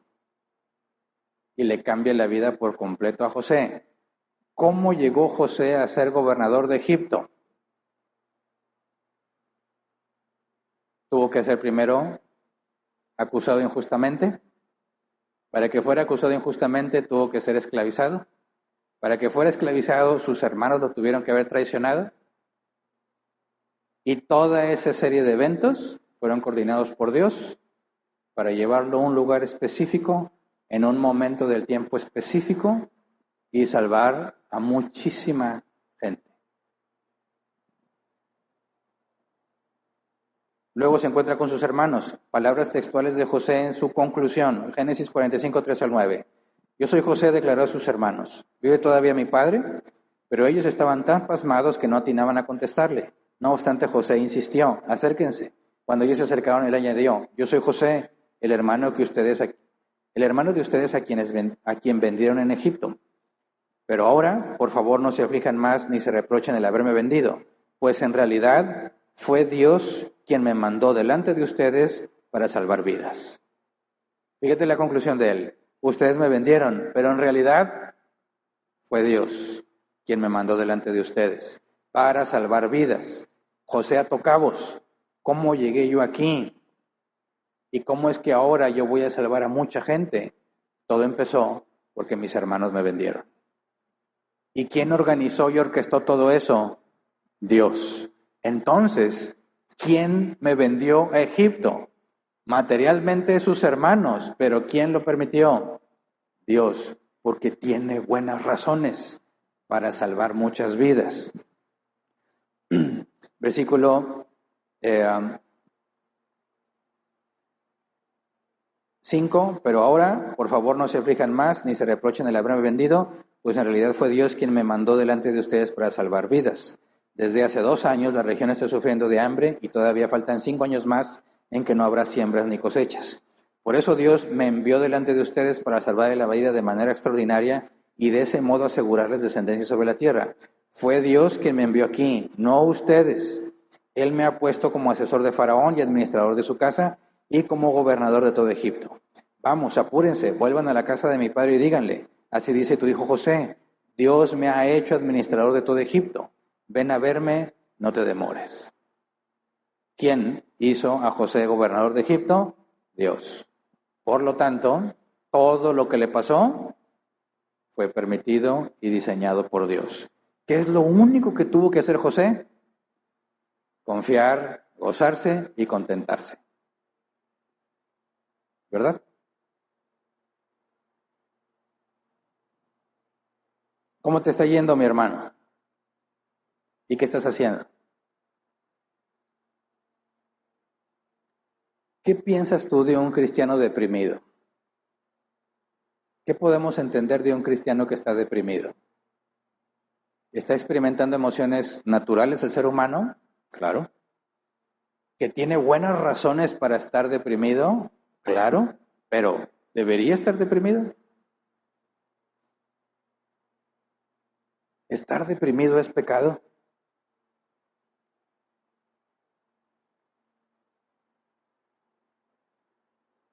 Si estoy deprimido, no estoy gozoso, no estoy contento. Por lo tanto, peco. Yo sé que hay personas que biológicamente es imposible impedir que estén deprimidos, pero eso es un problema biológico. Esos son casos aparte. Dios les dio ese padecimiento y tienen que lidiar con ello, y aunque enfrenten biológicamente esa depresión y sea imposible, ahí el mandato sigue siendo vigente. Gózate y conténtate, ¿verdad? Ellos no pueden dejar de estar deprimidos, se entiende. Tienen que tomar medicamentos, excelente. La medicina es un medio que Dios permite para el alivio del dolor y el sufrimiento. Pero aún con esa depresión biológica, el mandato sigue siendo el mismo. Gózate y conténtate. Ahora, los que no tenemos razones biológicas, estás pecando. ¿Se puede ver por qué?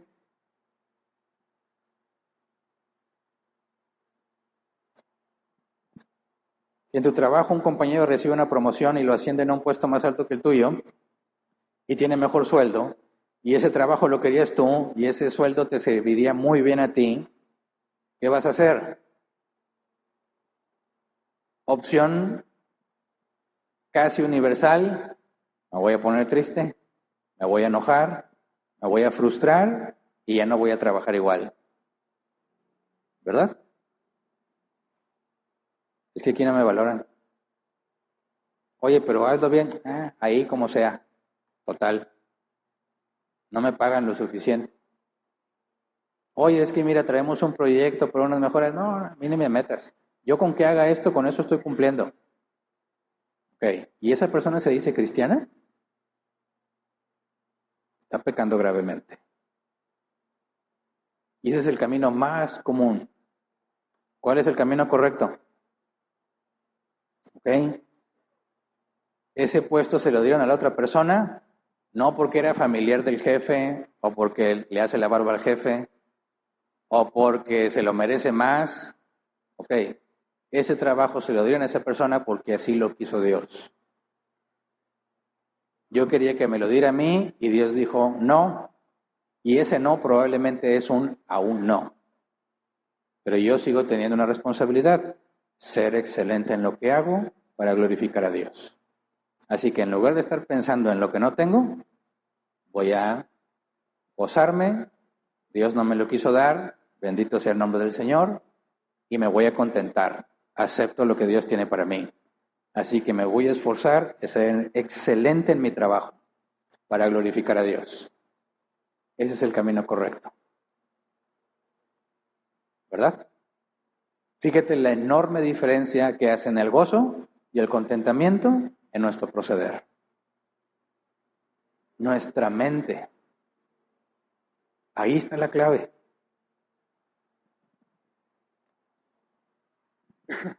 Jóvenes, muchachas, en las redes sociales ven a todas las amigas bien guapas, bien arregladas, llenas de filtros. Dicen que más de 2 filtros ya es disfraz, ¿verdad? Y se ven, parecen muñequitas. Las fotos profesionales, la naricita respingada, un cutis perfecto, buena simetría, andan a la moda, y luego tú te ves el espejo y dices, Santo Padre. ¿Qué pasa con estas muchachitas? Se deprimen. ¿Verdad? Se deprimen. ¿Por qué? Porque no ven en el espejo lo que ellas quisieran ver.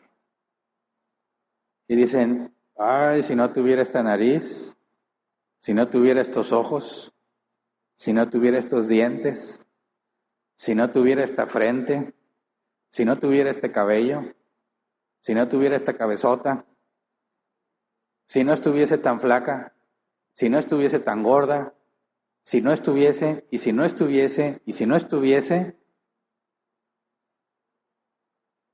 ¿están pecando?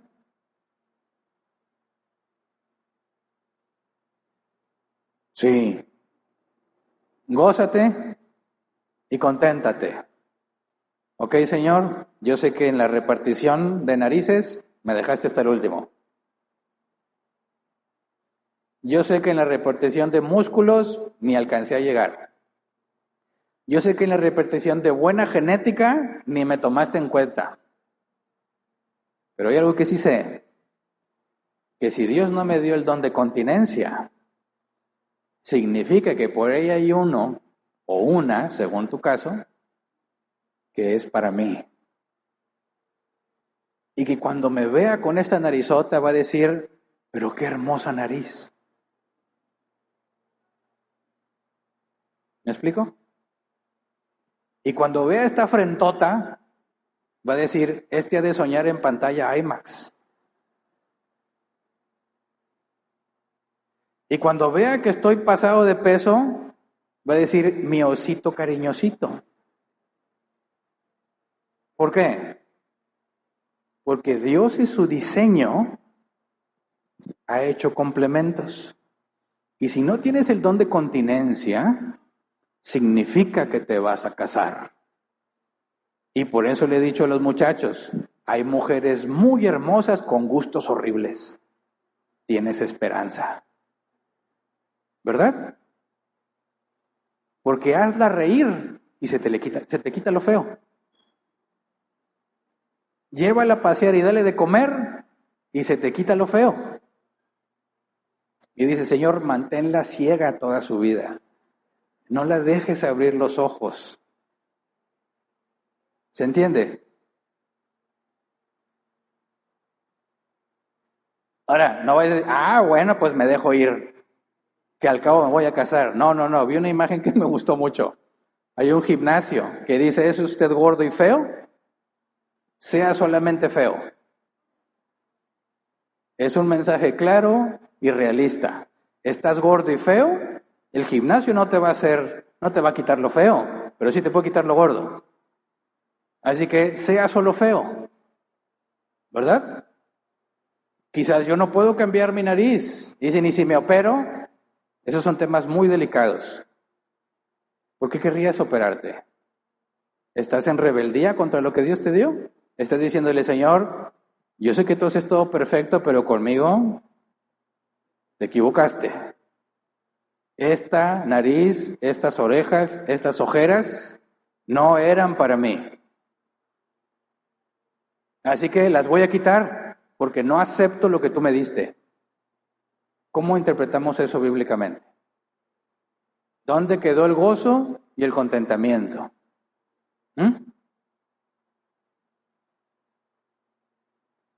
Por eso, lo que esté a mi alcance. No me gusta que estoy pasado de peso, cierra la boca. No puedo cerrar la boca mucho tiempo, ponte a hacer ejercicio. Haz algo con lo que está a tu alcance. ¿Tienes la oportunidad de mejorarlo? Mejóralo. Pero hay límites que requiere gozo y contentamiento. Y créeme que he visto tantos milagros que Dios hace.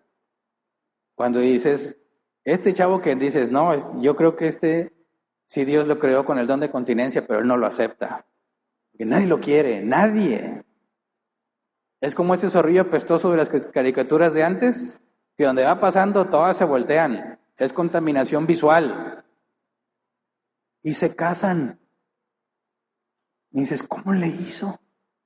¿Cómo le hizo? ¿Cómo la engañó? ¿La embrujó? ¿Algo? Y son felices y tienen hijos y hay un claro mensaje. Todos llega una edad en la que nos sentimos feos y horribles. Yo sé que hay sus excepciones, que se sienten los unicornios y los más guapos. También están en pecado esos. A veces, estoy horrible, estoy muy feo.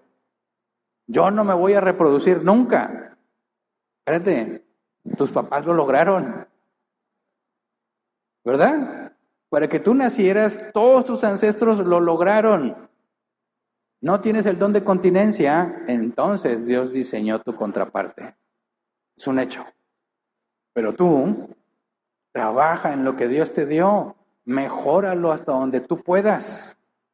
Lo demás, gozo y contentamiento. ¿Verdad? Hay muchas más cosas que pudiéramos ver como ejemplo. El punto es que entiendas, cuando tú ves a alguien que está deprimido, que está ansioso, ¿cuál es la respuesta? A ver, no conoces a Dios, no conoces al Dios de la Biblia.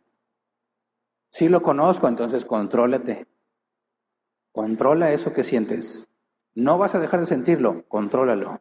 Recuérdate a ti mismo, Dios da y Dios quita.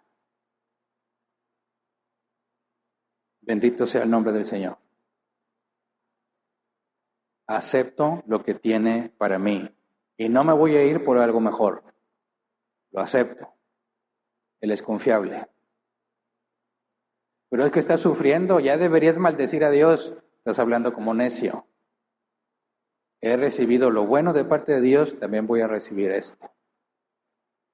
Y ese es el camino que te lleva a la vivificación, que nos deja vivir en santidad. Y todo empieza con tu mente. ¿Se puede entender? Entonces, hasta aquí nos quedamos. Vamos a ponernos de pie y vamos a orar.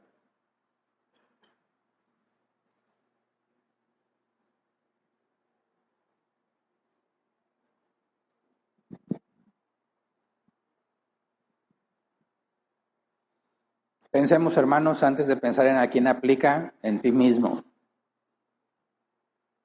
Todos tenemos dificultades al día de hoy, ¿verdad?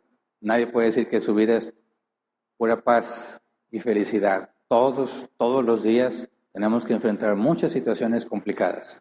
A veces más difíciles, a veces no tanto, pero siempre estamos enfrentando cosas que nos van a hacer sentir mal, que nos van a hacer sentir tristes, frustrados, desesperados, cansados, etcétera, etcétera. O al revés, cosas que te hacen pensar que eres invencible, que tú todo lo haces bien, que tú nunca te equivocas. Ambas cosas te van a llevar por caminos completamente equivocados. Resiste, soporta, gózate, ten contentamiento. Es una decisión. No siempre se puede a la primera, pero tienes que luchar contigo. El salmista decía, bendice alma mía a Jehová y no olvides ninguno de sus beneficios. ¿Por qué se lo dice? Porque no nos dan ganas de bendecir y nos olvidamos de lo que Dios ha hecho por nosotros. Entonces te lo tienes que recordar a ti mismo. No te olvides de todo lo que Dios te ha dado y bendice a Dios, agradécele. Él sabe por qué lo hace.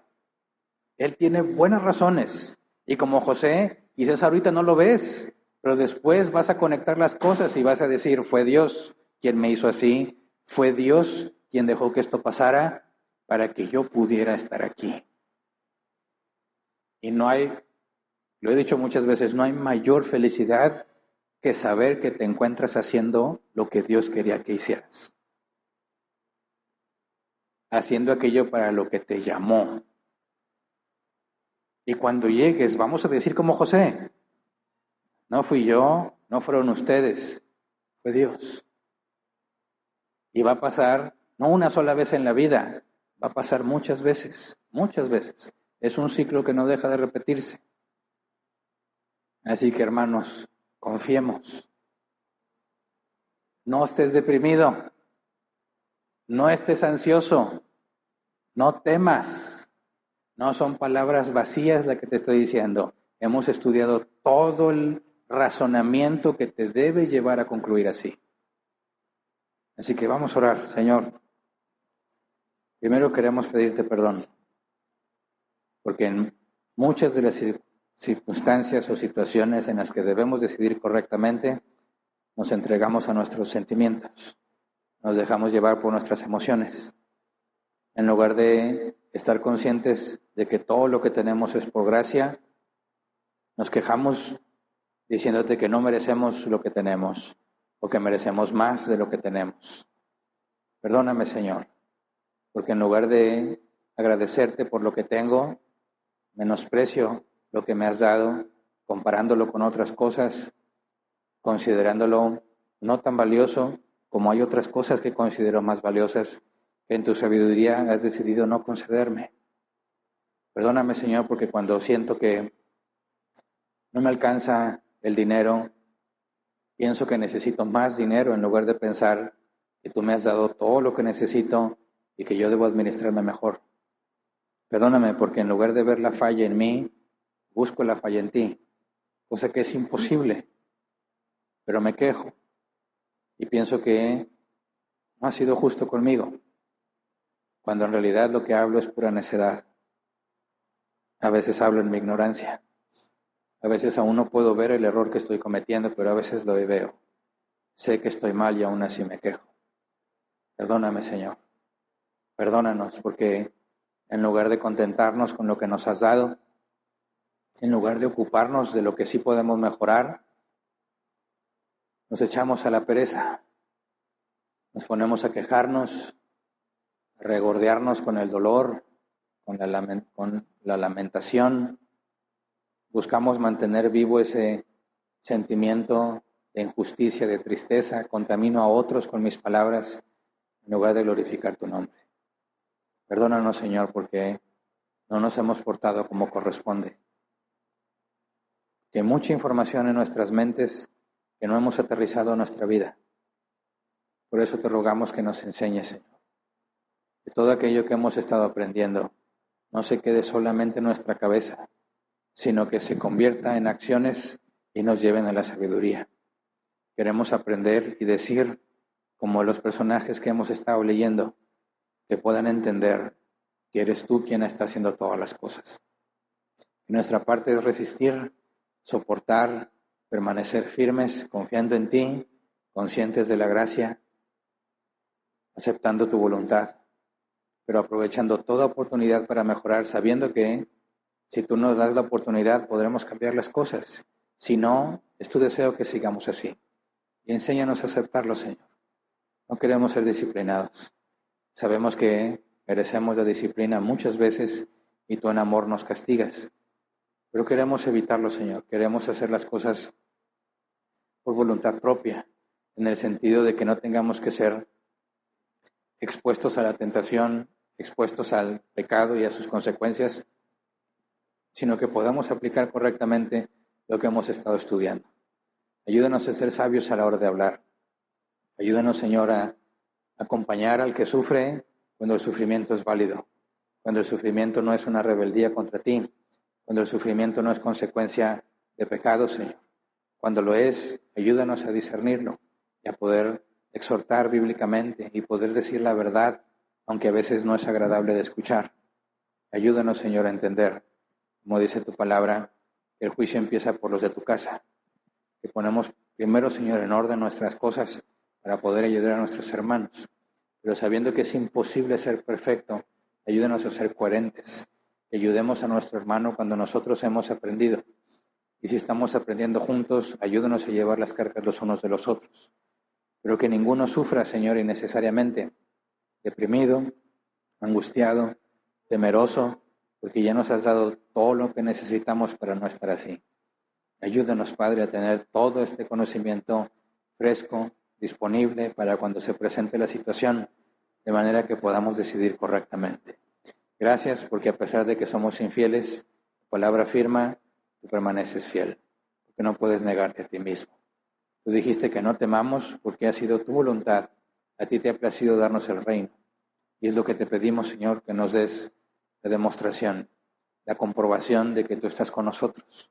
Que cuando nos proponemos glorificarte, tú estás con nosotros, Señor, prosperando lo que hacemos para gloria de tu nombre.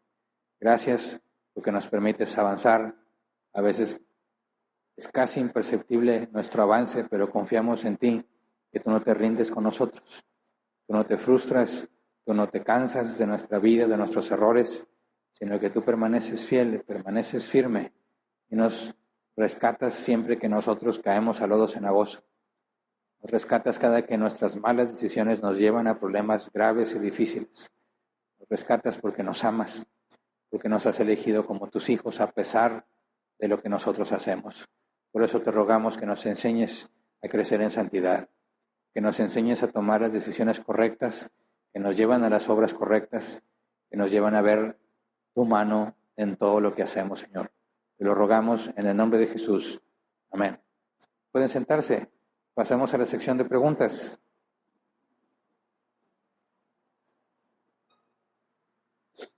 $15 como máximo para tratar de responderlas. Si la pregunta no tiene nada que ver con el tema, la dejamos al final y si hay tiempo trataré de responderla. Ok, empiezo a leer la primera. Dice David: buen día, pastor, Dios lo bendiga, gracias. Sobre Jacob, quien obtuvo la bendición de su padre Isaac mediante engaño y que recibió a Lea también mediante engaño de parte de su suegro. ¿No debió Jacob, en lugar de trabajar después por Raquel, haberse más bien contentado y gozado en Lea, aunque la haya recibido por engaño? Pues como dice, ya se había consumado. Se entiende que Dios usa todo. Es solo para saber qué era moralmente lo correcto por hacer en esta situación. Exactamente, David. Acuérdate que narrativa no es normativa, ¿verdad?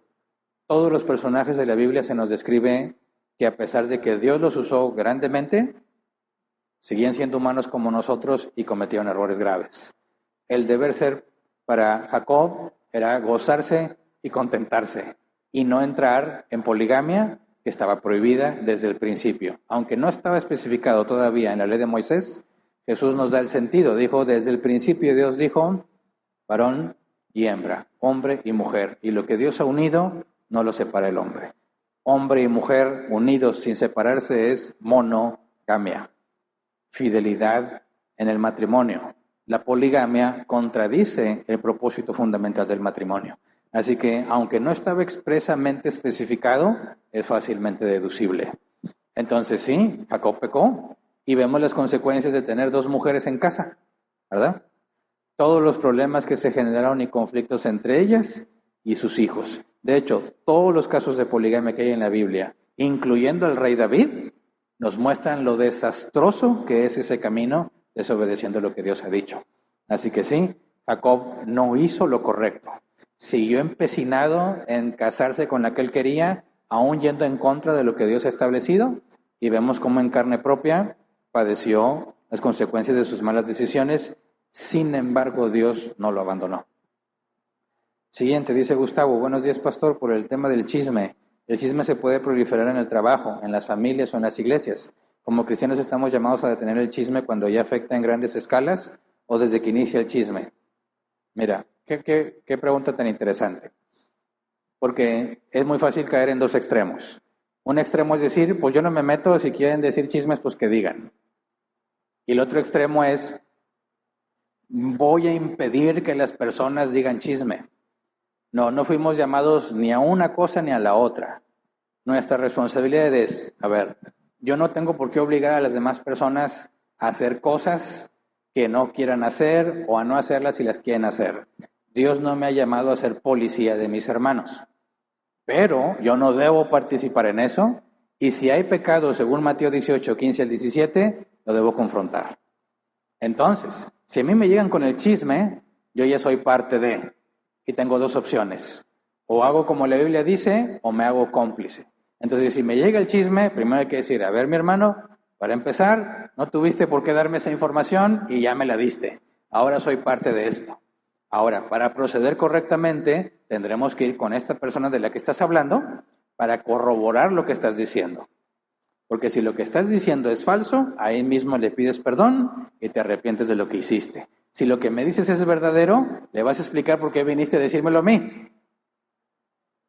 Porque si yo no tengo nada que ver, si no me estás invitando a ser testigo en un proceso de disciplina eclesial, no tengo por qué enterarme de eso, porque el propio Jesús dice que si tu hermano peca, hables con él y si te oye, ahí quedó el asunto. No tiene por qué enterarse nadie más.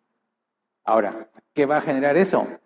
Que a lo mejor los demás van a seguir siendo chismosos, pero a ti no te van a decir. ¿Verdad? Ahora, ¿debemos de impedir que los hermanos chismeen? No tenemos un llamado a eso, pero sí vamos a exhortar. Y descansamos en que Dios ama a sus hijos y los azota y los disciplina si se ponen necios. Entonces, el objetivo aquí es exhortar, decirle, mi hermano, obedece al Señor, no hagas eso. Si me quieres involucrar, te voy a poner el alto y voy a pedir que las cosas se hagan con orden. Si lo haces a mis espaldas, a escondidas, para que yo no te diga nada, entonces tú vas a lidiar directamente con Dios y te vas a enfrentar a las consecuencias. ¿Se entiende cómo está la responsabilidad mía como cristiano? Ahora, en el mundo, exactamente igual. Vienen con el chisme, a ver, quizás yo sí tengo autoridad para enterarme de eso, quizás no. ¿Sabes qué? No me involucres, yo quiero mantener una buena imagen de las personas con las que trabajo. Y así le he tenido que decir varias veces a mis compañeros, oye, vamos a tal evento. No, quiero quedarme con una buena imagen de todos ustedes. Porque cuando les empiece a ver borrachos y todo lo que empiezan a hacer, aquí ya no se me va a borrar. Así que prefiero no verlos. Y nomás se ríen y ya. Pero no tienes por qué pasar ese límite, decirle, no, ustedes no deben de ir. Espérate, Dios no nos ha llamado a eso. Entonces hay que proceder como corresponde, en el contexto que corresponde. Siguiente dice, Avi, en cuestión de operaciones faciales, los cirujanos están mal, los brackets con los odontólogos, ¿qué opinas de las liposucciones? Toda profesión proviene de Dios para un buen propósito. ¿También está agradar a tu esposa o esposo? Ok, mira, también es una pregunta muy interesante. La Escritura dice que nada es malo en sí mismo, ¿verdad? Es dependiendo de lo que estás haciendo. Por ejemplo, ¿un cuchillo es bueno o es malo? El cuchillo no es ni bueno ni malo. Y alguien puede decir, sí, pero con un cuchillo puedes matar a alguien. Sí, con un cuchillo puedes matar a alguien, pero también con ese cuchillo puedo partir mi carnita asada, ¿verdad? O puedo defender a mi familia con un cuchillo. El punto es que el cuchillo no es ni bueno ni malo. Lo bueno o lo malo va a ser el acto moral que yo hago con el cuchillo. Ahora, las operaciones. Ok, oye, tengo mi nariz desviada, se ve mal y no puedo respirar bien, y me opero. ¿Cuál fue el motivo de operarme?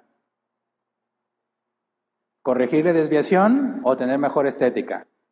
¿Es malo ser más estético? No, pero hay que entender el por qué. Por ejemplo, tengo mis dientes todos chuecos. ¿Eso me puede afectar? En cierta forma sí. ¿Por qué? Porque para mal o para bien vivimos en una sociedad que es muy visual y muy prejuiciosa. Y ciertas características te van a marginar, te van a poner en situaciones donde quizás no quisieras estar.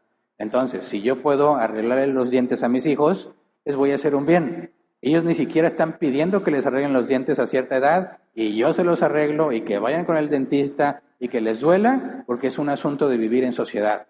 Pero es muy distinto a que no tienes problemas en los dientes, pero dices, ¿sabes qué? Me voy a poner estos 2 dientes más grandes porque se ve más chido.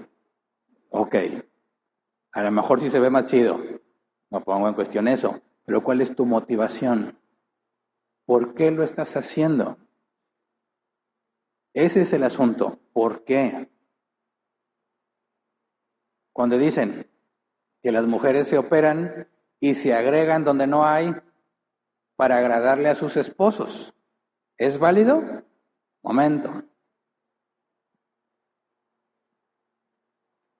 ¿De qué se trata agradar a tu esposo? Según la Biblia es un mandamiento, ¿verdad? Agradarlo. Ok. ¿Cuál es el límite? No ir en contra de lo que Dios ha establecido. Ok. ¿Está el esposo deseando una mujer que no es su esposa y quiere convertir a su esposa en la mujer que desea? Ahí en principio ya está equivocado, ¿verdad? ¿Cuál es la razón? Esa es la clave.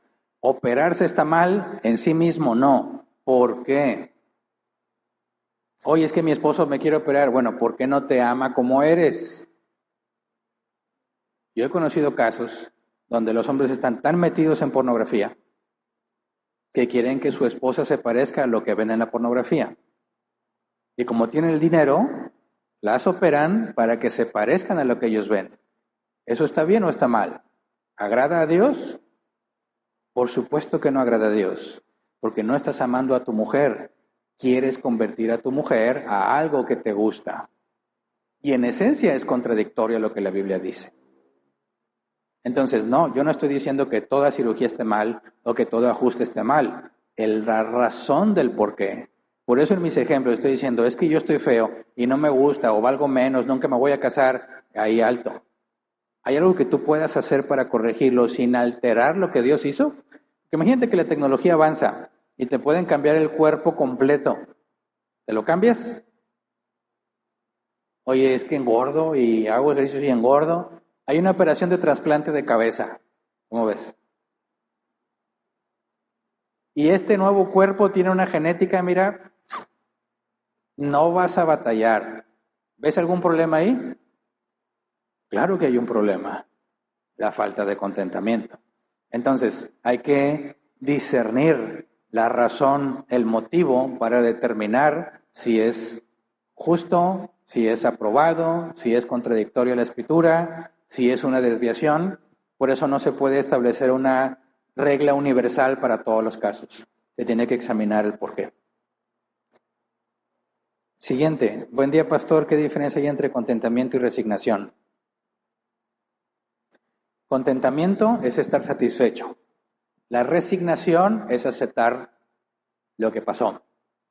¿El contentamiento incluye resignación? Sí, pero para estar feliz, para decir no necesito nada fuera, con lo que tengo, dado que es Dios quien lo decidió, es suficiente. Y voy a estar contento, feliz con lo que tengo.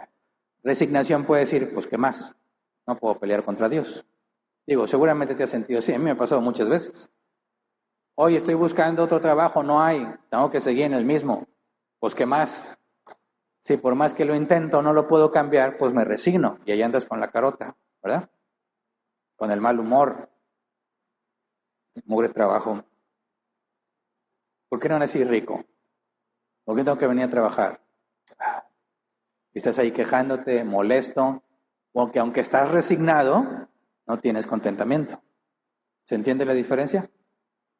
Contentamiento es decir, ok, yo no quisiera estar aquí, pero Dios quiere tenerme aquí. Así que hay una razón por la que debo seguir aquí. Yo me voy a enfocar en glorificarlo hasta que Dios muestre por qué me tiene aquí. Y es muy distinto a simplemente estar resignado.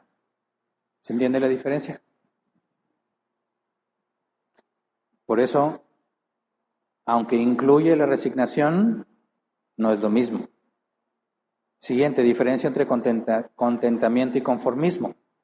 ¿Ok? Contentamiento y conformismo. Conformismo es renunciar en cierta forma a la mayordomía.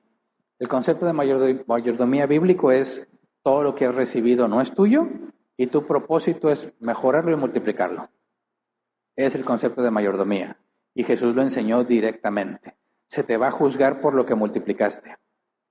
Entonces, cuando hablas de conformismo, es decir, yo sé que lo que yo tengo, Dios me lo ha dado, pero no me voy a esforzar por mejorarlo porque no lo necesito.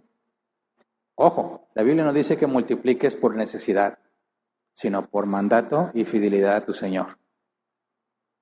Entonces, aunque yo diga no lo necesito, si está la oportunidad, No significa que la voy a despreciar porque yo creo que no la necesito. Porque si Dios tiene control de todas las cosas y me pone una oportunidad para mejorar, yo debería hacer lo posible por mejorar. Porque soy mayordomo. Y mi función es multiplicar lo que Dios me ha dado. ¿Me explico? Y cuando digo, no, aquí estoy bien, yo ya no quiero más, y no haces más de lo que pudieras, entonces te conformas. Y el conformismo no tiene un sentido positivo. El contentamiento sí, porque el contentamiento dice, ok, estoy aquí porque Dios quiere, pero aprovecho la oportunidad para mejorar. El conformismo puede decir, estoy aquí porque Dios quiere y aquí me voy a quedar. Y ya es contra Biblia con respecto al tema de la mayordomía. Yo sé que hay veces, y lo digo desde perspectiva de hombre, que a lo mejor las mujeres lo ven diferente, porque casi siempre escucho que las mujeres quieren mejorar, los únicos que ya no quieren son los hombres. Cuando escucho hombres que no quieren mejorar, casi siempre escucho cansancio y agotamiento. Ya, o sea, ya ha sido mucho esfuerzo, mucho trabajo, y la señora, ándale viejo, más. Dices, oye, ya no puedo más. Hombre, este es un conformista. No necesariamente, ¿verdad? Si como hombre no estableces periodos de descanso, no vas a rendir mucho tiempo. Y te vas a quedar sin ganas de seguir, porque no estás descansando correctamente. Todo trabajo continuo, sin pausas ni recompensa, no va a ser sostenido. Tiene que haber recompensas. Y cuando tú eres el que provee, pues ¿quién te va a dar la recompensa? Pues yo mismo, ¿verdad? Entonces tengo que planear mis recompensas. Por ejemplo, ya van a decir que gordo, Hernán, pero a mí me gusta comer, sobre todo, a ver que no sea gol, un Subway de 30 centímetros, teriyaki, con todo el veneno, como dicen, las aceitunas y todo. Ok. ¿Lo puedo comer siempre? No, hay oportunidades. Y busco que si me la gano, mejor. Entonces, si tuve que ahorrar, hacer cosas, trabajar duro, busco que haya un momento en que me recompenso. Y voy por mi Subway, feliz de la vida, con sus papitas adobadas, su coca bien helada, y me doy una recompensa mientras veo la televisión. Ok. ¿Cada cuándo puedes hacer eso? No se puede hacer siempre, porque ya no es recompensa. Pero tienes que tener un método en el que tú haces un alto, disfrutas un poco de lo que has hecho, descansas y luego sigues.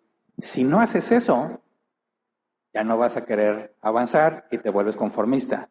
No porque seas negligente, sino porque el cuerpo ya no te da para más. Entonces, mujeres, no sean tan estrictas y duras cuando ves que el viejo ya no le echa ganas. Más bien piensa cómo está ese control en su vida. ¿Realmente está descansando? ¿Realmente está disfrutando de los beneficios? ¿O nada más está como un animal que ni siquiera Dios en el Antiguo Testamento dejaba que los animales trabajaran sin descanso? El día de reposo también era para las bestias. Entonces hay mucha sabiduría en el día de reposo.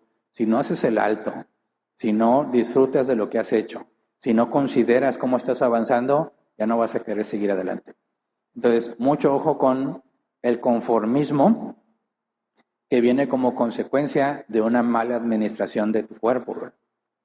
Que no se trata de que no quieras, sino de que ya no puedes. Hay que hacer ajustes. Entonces, se acabó el tiempo, se acaban, de hecho ya no había más preguntas, ¿verdad? Bien, ¿hay avisos en línea? ¿No? Bien, entonces despedimos la transmisión. Sí, despedimos la transmisión. Si Dios quiere, continuamos la próxima semana.